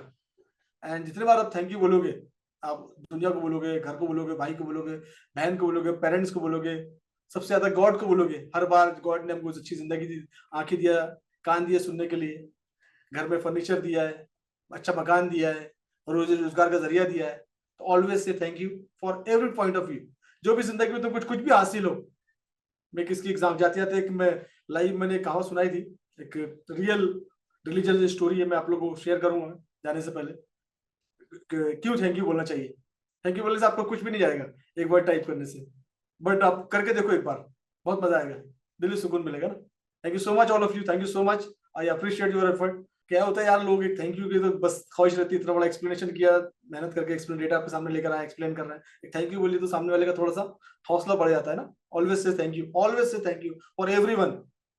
और सुबह शाम दिन भर हजारों बार गॉड का शुक्रिया अदा करो। जिस भी यूनिवर्स को हम मानते हैं, यूनिवर्स कॉमन है, सबके लिए एक है, गॉड, अल्लाह, भगवान, वाहेगुरु, ईश्वर, है ना। हमारे लिए सबके लिए अलग अलग लैंग्वेज हम जानते हैं, बस हर हाल में उसको थैंक यू बोलो। मालिक तूने देखो जरिया दिया, मैं आज वर्कशॉप देख रहा हूँ फंडामेंटल का, इस बेस पे कुछ फंडामेंटल सीखूंगा। Thank you so much God and जिस बंदे ने किया है, राइट। तो thank you all of you.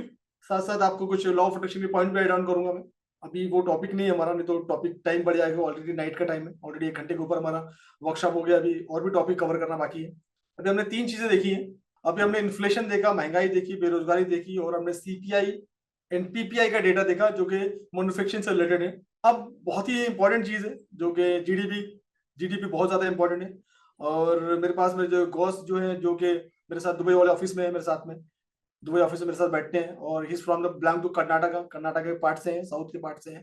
तो ये पार्ट जो है जीडीपी का, जो रोज शाम शाम को मेरे साथ लाइव में भी आते हैं, ये मेरे 2 साल से मेरे स्टूडेंट्स हैं, फॉलो कर रहे हैं, सीख रहे हैं, और दुबई में, दुबई ऑफिस में मेरे साथ में है। तो इनसे जानते हैं कि जीडीपी क्या होती है और जीडीपी को किस तरीके से देखना है। और जीडीपी मतलब आपको समझ में आ गया, पूरी कंट्री से रिलेटेड है पूरा, हर देश की अलग अलग जीडीपी होती है। जीडीपी का जीडीपी बढ़ना, जीडीपी कम हुआ, जीडीपी घटा, जीडीपी बढ़ा, इससे नॉन फॉर्म एम्प्लॉयमेंट, पेरोल, इस पे जो कि हाई वोलाटाइल न्यूज है, एफओएमसी क्या होती है, ये सब चीजें हम चाहेंगे कि गौस भी इसको आके एक्सप्लेन करें। तो हमारे पास एक है, हमारा students Ghaus. Hello, sir. Good evening. And good evening, all of you members. Very good evening Ghaus. Yeah, my voice is clear, sir. Yes yes, your voice is very much clear. Yeah, thank you. Hello, members. I am from Karnataka, Mohammed Ghosh. So I am talking. So shall we continue for the fundamental analysis of forex market? तो forex market में जो fundamental analysis के बारे में आज जो सीखने के लिए हम लोग यहाँ पे इकट्ठा होके जमे, राइट? तो fundamental analysis ये जरूरी क्यों है? तो इससे जो क्या गणनीय करती है, तो फंडामेंटल जो क्या इफेक्ट है फॉरेक्स मार्केट में, ये हम लोगों को जानना बहुत जरूरी है, राइट?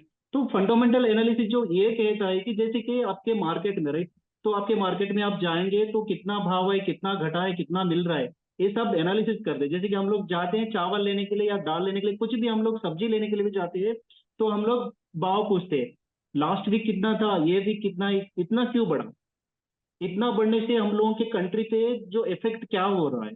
तो हर एक इंटरनेशनल जो कंट्रीज का हर एक इफेक्ट फंडामेंटल के एनालिसिस दौरान हम लोग तैयार रहना है। जैसे कि हम लोगों को नॉलेज लेना है हर एक फंडामेंटल एनालिसिस का, हर एक कंट्री का। तो हम लोग फॉरेक्स मार्केट में फंडामेंटल एनालिसिस जो क्या काम करता है, जो कैसे वे में काम करता है, ये हम लोगों को सीखना जानकारी जरूरी है। मतलब फंडामेंटल एनालिसिस जो सीखना ये नहीं है कि जैसे कि हम लोग यहाँ पे समझ लिया तो परसों 2 दिन के पीछे ये था तो नेक्स्ट 2 दिन के बाद ये था, तो ऐसा नहीं है। जैसे कि हम लोग हर दिन हम लोगों को एनालिसिस करना पड़ता है, हम लोगों को नॉलेज इंप्रूव करना पड़ता है। तो ये रहा फंडामेंटल एनालिसिस।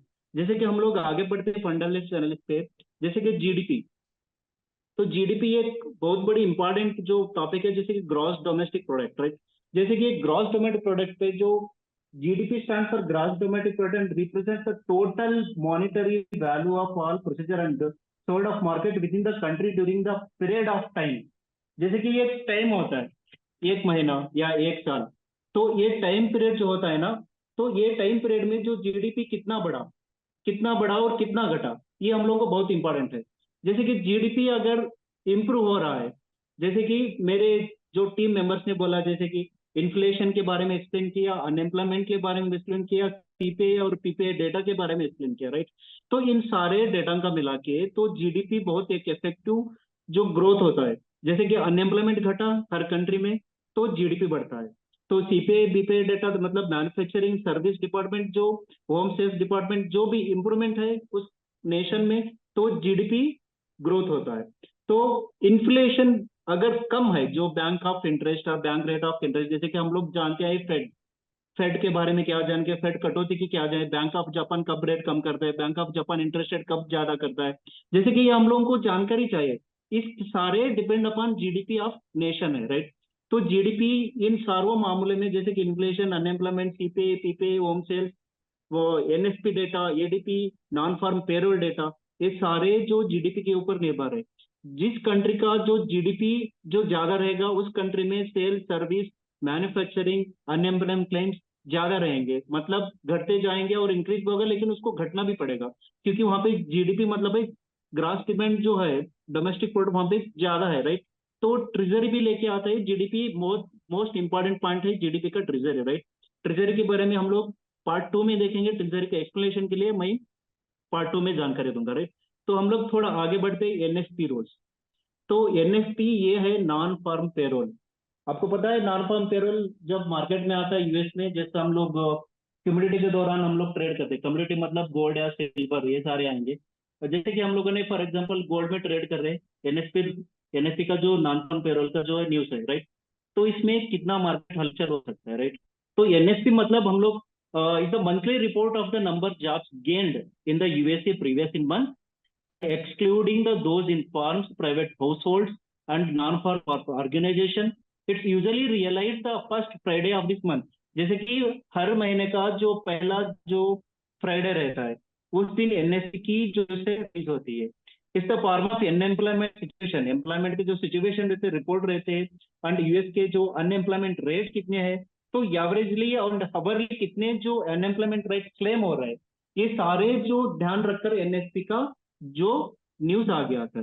तो एनएसपी का जो न्यूज हुआ था, जैसे कि एनएसपी में सारे मामले आएंगे, जैसे कि हम लोगों को तैयार रहना पड़ेगा कि यूएस का जो प्राइवेट अनएम्प्लॉयमेंट कितना है और यूएस ने गवर्नमेंट जॉब कितने दिए जो पेरोल पे, तो एम्प्लॉयमेंट पे इंडस्ट्रीज का मैन्युफैक्चरिंग कितना हुआ और सर्विस भी कितना हुआ, राइट। उसमें अनएम्प्लॉयमेंट क्लेम्स कितने हो गए एक महीने पे, राइट। ये हर महीने एनएसपी रूल्स। तो ये बहुत बड़ा मोमेंट होता है, बहुत बड़ा मतलब मार्केट को हिला भी सकता है और 60 to 70 डॉलर मूवमेंट भी कर सकते हैं। आप सोच भी नहीं सकते मार्केट जब अप ट्रेंड जा रहा है तो सडनली एनएसपी का रूल्स अगर पॉजिटिव हो गई इंडेक्स के लिए, तो अनएक्सपेक्टेडली हम लोग को गोल्ड को नीचे देखना पड़ेगा। तो ये किसी को पता नहीं है कि मार्केट क्यों नीचे जा रहा है और किसी को पता भी नहीं है कि मार्केट क्यों पे जा रहा है। तो ये हम लोगों को नॉलेज देना पड़ेगा कि फंडामेंटल एनालिसिस कैसे काम करता है, राइट। तो एनएसपी का जो हम लोग लास्ट में डेटा देखा तो हम आपको दिखाता हूँ, ओके। तो ये था एनएसपी का जो न्यूज हम लोगों को था 6 मीन्स फ्राइडे जून को था, जैसे कि first week of the Friday, right. तो जून शाम को था। तो नॉन फार्म एम्प्लॉयमेंट रूल्स, ये देखिए यहाँ पे डेटा आप लोगों के आगे है, राइट। तो एक्चुअली जो प्रीवियस का जो रेट था 165K, राइट, 165,000, 1,65,000 था। तो यहाँ पे फोरकास्ट दिखा रहा था कि 182K। इसका मतलब है जैसे कि हम लोगों को फॉरेक्स फैक्ट्री में हम लोग जाने के बाद यहाँ पे हम लोग को दो कालम मिलती है, एक प्रीवियस और फोरकास्ट, राइट। प्रीवियस इसका मतलब है जैसे कि पिछले महीने पे जो कितना रेट हुआ, एनएसपी का जो रेट था कितना हुआ या कितना घटा या कितना ज्यादा हो गया, तो ये दिखाता है प्रीवियस का। जो फोरकास्ट दिखा रहा है इतना हो सकता है, तो यहाँ पे एक्चुअली रेट नहीं दिखा रहा है, इतना बोल रहा है कि इतना हो सकता है, मतलब 182K बोल रहा है। जैसे कि यहाँ पे एक्चुअली हम लोगों को आ गया 272K। इसका मतलब है जो एनएसपी के जो एम्प्लॉयमेंट चेंज था और सर्विस था, प्रोडक्ट था, मैन्युफैक्चरिंग डिपार्टमेंट था, जो एडीपी का पेरोल था, जैसे कि लेबर मार्केट में जो लेबर्स का जो सैलरी लेके कितना बढ़ती हुई और सैलरी पे कितना घटा, एनएसपी के न्यूज के अंडर आता है। जैसे कि लेबर मार्केट में अभी देखिए फॉर एग्जाम्पल इंडिया में हम लोगों को 7th पे स्केल जारी है, राइट। तो 7th पे स्केल जारी करना है मतलब गवर्नमेंट को ये फॉर्मेलिटी जानती है, जो जो जीडीपी कितना है उसके वजह से हम लोग कितना सैलरी ज्यादा कर सकते हैं एज इट इज कि हर रेट। तो एनएफपी रूल्स हम लोग को लेबर कास्ट में कितना ज्यादा देना है, तो ये समझ के जाना है। जैसे कि यहाँ पे देखिए, तो यहाँ पे पॉजिटिव हो गया डेटा 272K, जैसे कि यहाँ पे हिस्ट्री दिखा रहा है आपको 315 था, अप्रैल का था 270K और फोरकास्ट हो रहा था टोटल के यहाँ पे इंक्रीज होगा 303K, राइट। तो यहाँ पे 303 के 315K हो गया, 238K फोरकास्ट था, 175K। तो मई में क्या होगा, मई में एक्चुअली जो एनएफपी का जो नॉन फार्म पेरोल न्यूज था वो नेगेटिव हो गया इंडेक्स के लिए, राइट। तो ये इंडेक्स के लिए नेगेटिव हो गया मतलब इसको गोल्ड में पॉजिटिव होगा। यूएसडी के जो भी पेयर्स है, यूएसडी के रिलेटेड जो भी पेयर्स है, ये यूएस के अपोजिट जो पेयर्स को वो पॉजिटिव डेटा मिल गया, वो अप ट्रेंड जाएगा, राइट। ये इंडेक्स को थोड़ा बहुत मजबूती से हिला भी देता है और मजबूती से गिरा भी देता है, ये बहुत बहुत इफेक्टिव न्यूज है, राइट। तो अभी हम लोगों को ये देखा मई का, राइट। तो यहाँ पे है जून का डेटा 165 क्या हुआ था, 182K और 272K। इसका मतलब है जैसे कि प्रीवियस मार्केट से अगर ज्यादा हो जाता है non farm payroll employment change, अगर ज्यादा डेटा निकलता है तो ये पॉजिटिव रहेगा इंडेक्स के लिए। जो इंडेक्स के साथ कितनी भी जो पेयर्स जुड़े हैं उसको नेगेटिव आएगा, मतलब इंडेक्स के लिए गोल्ड, इंडेक्स के लिए पॉजिटिव और गोल्ड के लिए नेगेटिव। तो ऐसे काम करते हैं एनएफपी रूल्स, राइट। तो एनएफपी हम लोग को समझना बहुत जरूरी है। तो ये रहा हम लोगों का एनएफपी का न्यूज। तो हम लोग आगे बढ़ते हैं। तो central bank of policies, right. तो सेंट्रल बैंक ऑफ पॉलिसीज हम लोगों को बहुत इंपॉर्टेंट है। जैसे कि सेंट्रल बैंक पॉलिसीज में क्या होता है, जैसे कि पॉलिसी का रेट कितना है और कितना घटाना है, या इंटरेस्ट रेट ज्यादा बढ़ाना है, टैक्सेशन कम करना है, ये सारे सेंट्रल बैंक पॉलिसीज के जो दायरा में आएगा। जैसे कि central banks use the monetary policies to manage the economic fluctuations and achieve the price stability, which means that inflation is low and stable। तो ये हम लोगों को ध्यान रखना है कि हर एक कंट्री का जो जीडीपी ये सेंट्रल बैंक पॉलिसीज के निर्भर है, राइट। अगर सेंट्रल बैंक पॉलिसीज यहाँ पे गिरावट आ जाती है तो जीडीपी भी गिरावट आ जाएगी, इन्फ्लेशन भी ज्यादा होगा। इन्फ्लेशन की वजह से अनएम्प्लॉयमेंट रेट जो बढ़ रहे थे उसको भी घटा दिया जाएगा। तो ये सारे सेंट्रल बैंक पॉलिसीज है। तो सेंट्रल बैंक पॉलिसीज हम लोग सेंट्रल बैंक जाना बहुत जरूरी है। जैसे कि यहाँ पे थोड़े बहुत लिस्ट है सेंट्रल बैंक्स के मेरे पास। जैसे कि फेडरल रिजर्व बैंक है यूएस का, एंड यूरोपियन सेंट्रल बैंक है ईसीबी का, and bank of Japan BOG बोलते हैं, बैंक ऑफ इंग्लैंड तो यूनाइटेड किंगडम का है, bank of Canada BOC, and Swiss national bank Switzerland का बैंक है। तो ये सारे बैंक पॉलिसीज के दौरान हम लोगों को एक डेटा नजर आता है कि जैसे कि ये बैंक जो फेड कटौती कब करेगा, मेन इंपॉर्टेंट थिंग कभी चल रही है मार्केट में, फेड कटौती कब करेगा। मतलब हम लोग इन्फ्लेशन जा रहे हैं, राइट। इन्फ्लेशन यूएस में क्या हो रहा है, बढ़ रहा है। जैसे कि 1.7 2.2% से लेकर इन्फ्लेशन हो गया 3.2% तक इन्फ्लेशन ज्यादा हो गया, राइट। तो इन्फ्लेशन ज्यादा होने से क्या हुआ, ये सारे जो इंडेक्स को नीचे लेके आए, गोल्ड को ऊपर लेके गए, राइट। हम लोग जैसे ही हम लोग फॉर एग्जाम्पल हम लोग सडनली जो लास्ट हफ्ते में एक न्यूज आई, चाइना ने गोल्ड लेना मना कर दिया, जैसे कि चाइना ने गोल्ड खरीदना वहां पे बैन कर दिया, राइट। तो इससे क्या होगा, ये बहुत इफेक्टिव न्यूज थी। लेकिन हम लोगों को जानते हैं सिर्फ चाइना ने गोल्ड लेना बैन कर दिया, मतलब ये सिंपल न्यूज थी। लेकिन मार्केट में जो हलचल दिखाई वो हम अनबिलीवेबल कर सकते हैं। जैसे कि अनबिलीवेबल थिंग था, मार्केट इतना नीचे आया गोल्ड का, उतना नीचे आएगा। हम लोगों को $30 to $40 नीचे मारा मार्केट, सिर्फ एक न्यूज की वजह से कि मार्केट में चाइना ने सिर्फ गोल्ड को लेना बंद कर दिया। तो नेक्स्ट डे हम लोगों को फिर से जो नेक्स्ट डे, हाँ, after 2 days we will get the news, another one news again the China was buying the gold।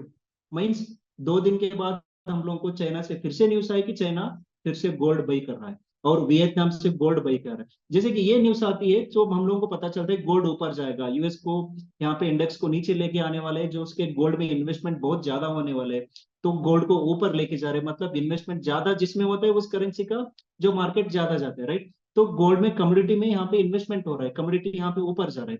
ये बहुत इंपॉर्टेंट न्यूज था, राइट। यहाँ पे जो चाइना ने जिस दिन वो स्पीच दिया उस दिन मार्केट हम लोगों को नीचे गिरावट मिल गया। तो ये बहुत इंपॉर्टेंट है। तो यहाँ पे इतने सारे जो फंडामेंटल एनालिसिस है, बहुत सारे टॉपिक है जो फंडामेंटल एनालिसिस पे जाने के लिए। तो आज के लिए बस मैं और मेरे टीम तो यहाँ पे ये आपको समझाने की कोशिश की है कि फंडामेंटल एनालिसिस में थोड़े बहुत इंपॉर्टेंट टॉपिक ये है।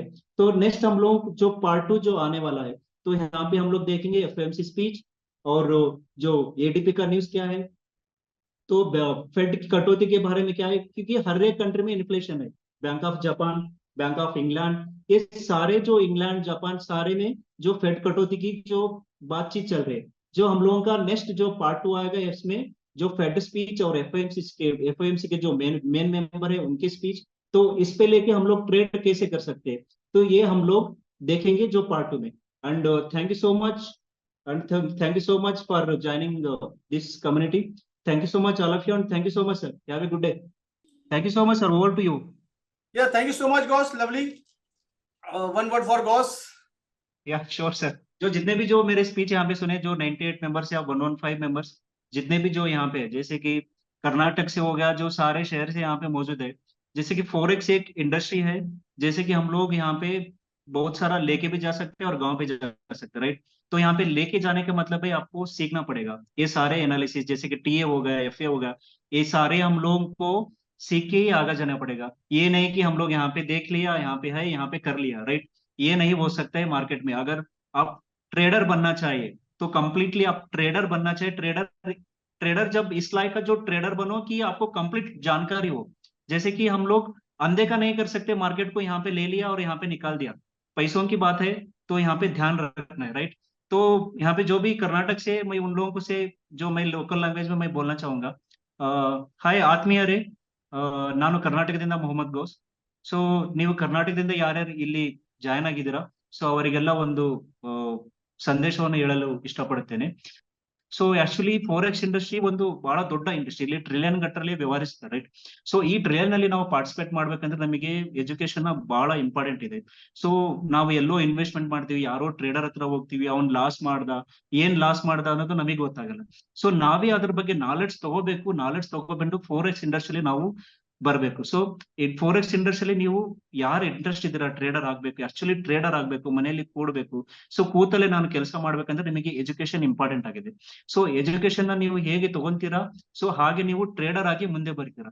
ಸೊ ನಿಮಗೆ ಎಜುಕೇಶನ್ ಅವಶ್ಯಕತೆ ಇದ್ದರೆ ಸೊ SFX ಇಂಡಸ್ಟ್ರಿಯಲ್ಲಿ ನೀವು ಕಾಂಟ್ಯಾಕ್ಟ್ ಮಾಡಬಹುದು. So thank you so much and thank you everyone. Have a good day. Thank you so much. So हम लोगों ने देखा कि हमने इन्फ्लेशन वाला टॉपिक कवर किया है, महंगाई वाला टॉपिक कवर किया हम लोगों ने, है ना. अनएम्प्लॉयमेंट, बेरोजगारी वाला टॉपिक हमने कवर किया. CPI PPI जो कि मैन्युफैक्चरिंग और बिजनेस से रिलेटेड है. एंड मोस्ट इंपॉर्टेंट GDP, जिसके अंदर में नॉन फॉर्म एम्प्लॉय, जो मल्टीपल डेटा का जो न्यूज आती है महीने में एक बार, फर्स्ट फ्राइडे को NFP की न्यूज आती है, इसको मतलब NFP बोलते हैं, लोग इसको जानते हैं. तो मल्टीपल न्यूज का ब्यूरो, अगर हम पूरा हफ्ता रिसर्च कर रहे हैं या पूरा महीना रिसर्च कर रहे हैं तो हमको NFP के बारे में पहले से अनुमान लग जाएगा. क्योंकि जब NFP 6 बजता है, 6 बजे के बाद ऐसा रॉकेट ही सब भागता है ऊपर या डाउन. और हमको वो चीज अगर पहले से मालूम पड़ जाए कि NFP का डेटा क्या आने वाला है, पॉजिटिव आने वाला है या नेगेटिव आने वाला है, इसके लिए हमारे पास डेटा चाहिए, मल्टीपल डेटा चाहिए. वो डेटा हमको पहले से मिल जाएगा. उसके लिए हम अगर FA करते हैं, सीख लेते हैं, तो हम क्या करेंगे, न्यूज के पहले ही बाय या सेल में आगे बैठ जाएंगे एंड उसका पूरा बेनिफिट लेंगे. क्योंकि मार्केट एक सेकंड के अंदर में ऊपर जाता है, फिर नीचे आता है, फिर फ्लक्चुएट करता है. उस टाइम पे हम लोग ट्रेड नहीं ले पाते समटाइम रिजल्ट आने के बाद आफ्टर 6 PM. लेकिन ये चीज अगर हमको 1 घंटा पहले, 2 घंटा पहले या पूरा रिसर्च करके पूरा डेटा हमारे सामने आके, उस डेटा के बेस पे हमको मालूम पड़ेगा कि ये न्यूज नेगेटिव आने वाली है या ये पॉजिटिव आने वाली. इंडेक्स के लिए नेगेटिव है तो बाकी करेंसी के लिए पॉजिटिव होगी, एंड इंक्लूडिंग कमोडिटी गोल्ड, हमारा गोल्ड के लिए पॉजिटिव. उसके आधार पर हम लोग ट्रेड बना सकते हैं. ये हमारा आज का वर्कशॉप था, 1.5 आवर का, 1.5 घंटे का मैंने बोला था, और 1 घंटा 27 मिनट हो चुके हैं. और काफी सारे लोगों ने ज्वाइन किया था. कुछ लोग लोग सकता है फंडामेंटल सबके पास की बात नहीं, लोग निकल जाते हैं, उनको टॉपिक बोर लगता है. तो कोशिश ये है कि पूरी टीम ने मेहनत की है, और इसका पूरा श्रेय देता हूँ मेरे जो स्टूडेंट्स हैं, इन लोगों ने, गौस, नील, पप्पू, राम अवतार, इन लोगों ने इनिशिएटिव लिया. और मैं चाहता था कि इन लोग कवर करें ताकि आप लोगों को समझ में आए कि फंडामेंटल सीखी जा. ये एक मैसेज था आप लोग के लिए कि फंडामेंटल सीखी जा सकती है, चाहे वो 18 साल का नील हो बिहार से, या वो 23-24 साल का पप्पू कुमार सिंह हो कोलकाता वेस्ट बंगाल से, या राम अवतार हो 30-32 साल के राजस्थान से, या हमारे गौस हो कर्नाटक से. तो कोई भी बंदा, मतलब एक 30 साल का बंदा भी सीख सकता है, एक 18 साल का बंदा भी सीख सकता है, अगर आप में डेडिकेशन. जिस इंडस्ट्री में जाते हैं ना, मेरा शुरू से सालों से मैं लोगों को, जो भी इंडस्ट्री के अंदर आप हैं, जैसे मैं बैंकिंग इंडस्ट्री में भी था, आज भी बैंकिंग इंडस्ट्री के लोग आते हैं, उनको प्रोडक्ट का नॉलेज नहीं होता है. बैंक में क्या चल रहा है, सेविंग अकाउंट में क्या होता है, करंट अकाउंट में क्या होता है, FD में क्या रेट होते हैं, होम लोन के क्या रेट्स होते हैं, बैंक के जो प्रोडक्ट होते हैं. तो हम जिस भी इंडस्ट्री के अंदर है उसका पूरा A to Z नॉलेज हमको होना चाहिए, ताकि हम उसमें सर्वाइव कर पाए, आराम से हम उसमें लीड कर पाए, आगे बढ़ पाए उसके अंदर में. लेकिन हमको उस चीज से नॉलेज नहीं होगा. और फॉरेक्स में आए, दुनिया का सबसे बड़ी इंडस्ट्री, इससे बड़ी कोई इंडस्ट्री नहीं. इस इंडस्ट्री में अगर हम आए तो टाइम देना पड़ेगा सीखने के लिए. भले समय लगेगा, आपको समझ में नहीं आता, डेफिनेटली नहीं आता. अभी मेरे सामने कुछ जैसे स्पेशली अभी इन लोगों ने कर्नाटक में बात की, मेरे को समझ में नहीं आती, but I can learn.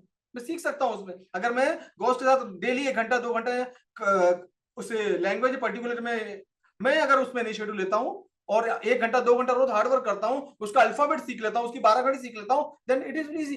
And after 1 month I will able to speak 1 or 2 sentence. तो nothing is impossible. Depend on कि आप इसको कितना सीरियस लेते हो. आप इसको रेडीमेड मत लो, ये लोग सीखना है. और यकीन मानो कि अगर 2-4-6 महीने अगर आपने इसमें लगा दिए, and you will be on next level. ये बहुत बड़ी इंडस्ट्री है.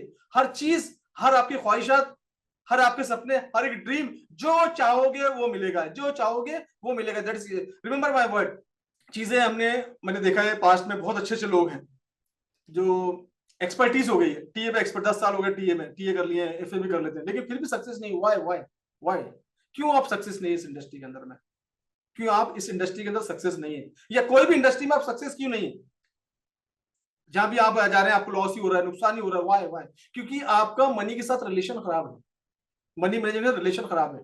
लॉ ऑफ अट्रैक्शन का जो पॉइंट आता है उसके अकॉर्डिंगली लॉ ऑफ अट्रैक्शन एक बहुत ही मैनिफेस्टेशन, जिसको बोलते हैं मैनिफेस्टेशन, मतलब घोषणा पत्र. हमारे सामने हमेशा हर एक चीज को लेके पॉजिटिव सोच होना चाहिए. एंड दिन भर में 3-4 चीजें याद रखो, दिन भर उसको बोलते रहो. हर बार हर एक चीज जो उस यूनिवर्स ने, उस भगवान ने, उस गॉड ने, उस अल्लाह ने, उस वायु गुरु ने आप लोग को दी है, उसको दिन में 1000 बार थैंक यू बोलना चालू करो. Thank you so much, thank you so much. देखो चीजें चेंज होती है. दूसरी चीज, ऑलवेज अप्रिशिएट टू एवरीवन. लोगों की खुशी को एंजॉय करो। आपका पड़ोसी है, कोई स्कूटर लेकर आया, एंजॉय करो। पड़ोस में कोई शादी है, उसको एंजॉय करो। खुश होना सीखो, प्रेजेंट में जियो, खुश हो। लोगों की तरक्की से खुश हो। लोगों के पैसों को अप्रिशिएट करो। लोगों के पैसे को अप्रिशिएट करो। लोगों की अच्छी जो फोटोग्राफ्स आती है, अच्छी अच्छी चीजें आती है, उसको अप्रिशिएट करो। क्या मालिक तूने इसको दिया, मुझे भी दे दे। लोगों के स्टेटमेंट से, लोगों की हर एक चीज से, मालिक तूने इसको कार दिया है, मुझे भी जल्दी जल्दी दे दे, मुझे भी जल्दी मिल जाएगी। हो सकता है तुम्हारे को अभी नहीं आई, तुम्हारे लिए और बेटर वाला वर्जन आने वाला होगा।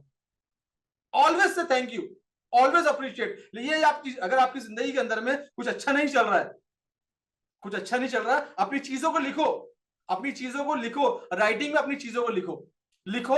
पूरी चीजें लिख ली अपने, जितनी भी प्रॉब्लम थी, जितनी भी परेशानियां थी, जितने भी पास के बैड ट्रांजेक्शन थे, जितने भी पास के खराब एपिसोड आपके साथ गुजरे, पूरी चीजों को लिख लो। आप लिख लो, लिख लिया आपने, अब दिमाग पूरा खाली हो गया। लिख लिया 10 साल पहले ये हुआ था, भाई ने उधार लिया, दोस्त ने उधार लिया, फलाना ये वो, जॉब चले गया। हर एक चीज, जो चीज आपको तकलीफ दे रही है, जो आपको परेशान कर रही है, जो आप सोच रहे हो, उसको लिख लो।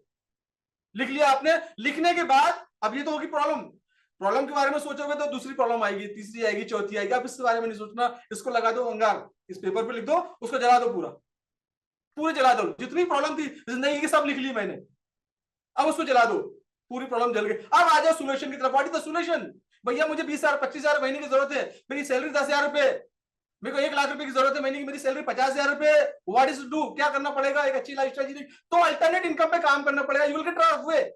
अल्टरनेट इनकम क्या है? क्या कर सकते हो? आपके पास शॉर्ट टाइम है, रात में नाइट ड्यूटी नहीं कर सकता क्योंकि फैमिली साथ में, कुछ और काम नहीं करता, फैमिली को छोड़ नहीं सकते, तो what is the option? There are lot of big option कि आप फॉरेस्ट ट्रेडिंग के अंदर इंटरेस्टेड आए। अब इसके अंदर इस पे काम करना चालू करो, इसको सीखना चालू करो। नहीं, बिना सीखे नहीं, बिल्कुल नहीं, नहीं तो जो है वो भी चला जाएगा। सीखना चालू करो। ऑटोमेटिकली जब लॉ ऑफ अट्रैक्शन को यूज होगा, अपॉर्चुनिटी को ढूंढोगे, अपॉर्चुनिटी एक के बाद एक अपॉर्चुनिटी आएगी, एक के बाद एक अपॉर्चुनिटी आएगी। रिलेशन सुधर रहा है, पैसे से रिलेशन सुधर, प्रॉब्लम नीचे जा रही है, सोल्यूशन ऊपर आ रहा है, अपॉर्चुनिटी आती आ रही है, बहुत सारी लॉट ऑफ अपॉर्चुनिटी, क्योंकि तो आपने अपॉर्चुनिटी के बारे में सोचा, आपने सोल्यूशन के बारे में सोचना चालू कर दिया। एक रास्ते बंद हो, 50 रास्ते खुल रहे हैं। थैंक यू गॉड, तूने मुझे रास्ता दिया, थैंक यू गॉड। से always always say thank you. Note down my word, mark my word. Within 3 months, you will be changed. Your life will be changed. Within 3 months, your life will totally change. Use the law of attraction point. इस पे मैं एक webinar भी करने वाला हूँ। इस पे मैं, इस पॉइंट पे मेरा बहुत फेवरेट टॉपिक है, किताबों को पास में लगा के रखता हूँ हमेशा, यही कहीं रखी होगी, पढ़ते रहता हूँ जब भी समय मिला। That is the favourite topic. इसको जब हमने ये सब चीजें करना चालू कर दी, हमारा मनी के साथ रिलेशन है, जिस डायरेक्शन में ट्रेड लोगे उस डायरेक्शन में ट्रेड जाएगा। आपने बाय किया तो मार्केट बाय जाएगा, आपने सेल किया तो मार्केट सेल जाएगा। जब भी ट्रेड करने बैठोगे, and always use all the technical, जितने भी टेक्निकल चीज, ऐसा नहीं कुछ भी नहीं करना है हवा में लॉ ऑफ अट्रैक्शन पढ़ी मतलब फॉरेस्ट ट्रेडिंग, नहीं नहीं नहीं, no no no, you have to learn TA. आपको इनिशिएटिव लेना पड़ेगा। अब भैया लॉ ऑफ अट्रैक्शन छोड़ गया, घर पे बैठा हूं, पलंग पे बैठ के विजुअलाइजेशन कर रहा हूं, कुछ नहीं कर रहा हूं, नौकरी से आ गया एंड आंख बंद करके विजुअलाइज कर रहा हूं कि मालिक मेरे पास पैसे आ रहे हैं, यस मैं घूमने जा रहा हूं फैमिली के साथ, ठीक है भाई, काम तो करना पड़ेगा ना, उसके लिए इनिशिएटिव तो लेना पड़ेगा। You have to search out the way जहां से पैसा आ सकता है। That is the forex. TA पे अपनी कमांड लेके आ जाओ, एफए पे अपनी कमांड, हार्ड वर्क करना पड़ेगा। हर एक व्यक्ति, हर एक सक्सेस व्यक्ति जो कि सक्सेस हुआ है वो हार्ड वर्क करके आया है। बिना हार्ड वर्क के मुझे कोई नहीं दिखता, चाहे विराट कोहली को ले लो, चाहे धोनी को ले लो, फुटबॉलर को ले लो, क्रिकेटर को ले लो, किसी को भी ले लो, फिल्म इंडस्ट्री के बंदों को ले लो, हार्ड वर्क करके आए। हमको तो 3 घंटे की मूवी दिखती है, उस 3 घंटे की मूवी बनाने के लिए सालों साल मेहनत करते हैं, सीखते हैं। हर एक चीज, हर एक वो चीज जो सक्सेस से रिलेटेड है, हार्ड वर्क पे करता। Hard work will pay you, without hard work you will not get everything. तो हार्ड वर्क करना पड़ेगा। मुझे भी इस इंडस्ट्री में लीड करना, हार्ड वर्क करना पड़ेगा। रात में टाइम है, रात में ही कर रहा हूँ, वर्कशॉप कर रहा हूँ, सुबह से लेकर 5:30 बजे दिन स्टार्ट होता है, करना पड़ेगा। कैंप में सब लोगों ने देखा है मुझे, जितने लोग मेरे साथ कैंप में थे, 22-25 लोग, सबने देखा है मेरा डिसिप्लिन। 5:30 तो 11:30, that is the discipline. And YouTube, अब हम 6 घंटे, सिर्फ बॉडी को 5 से 6 घंटे लगते रहे। नेक्स्ट लेवल पे जाना है तो पेन तो लेना पड़ेगा भाई, और without pain you will not gain anything. Gain चाहिए extra, and you to take pen.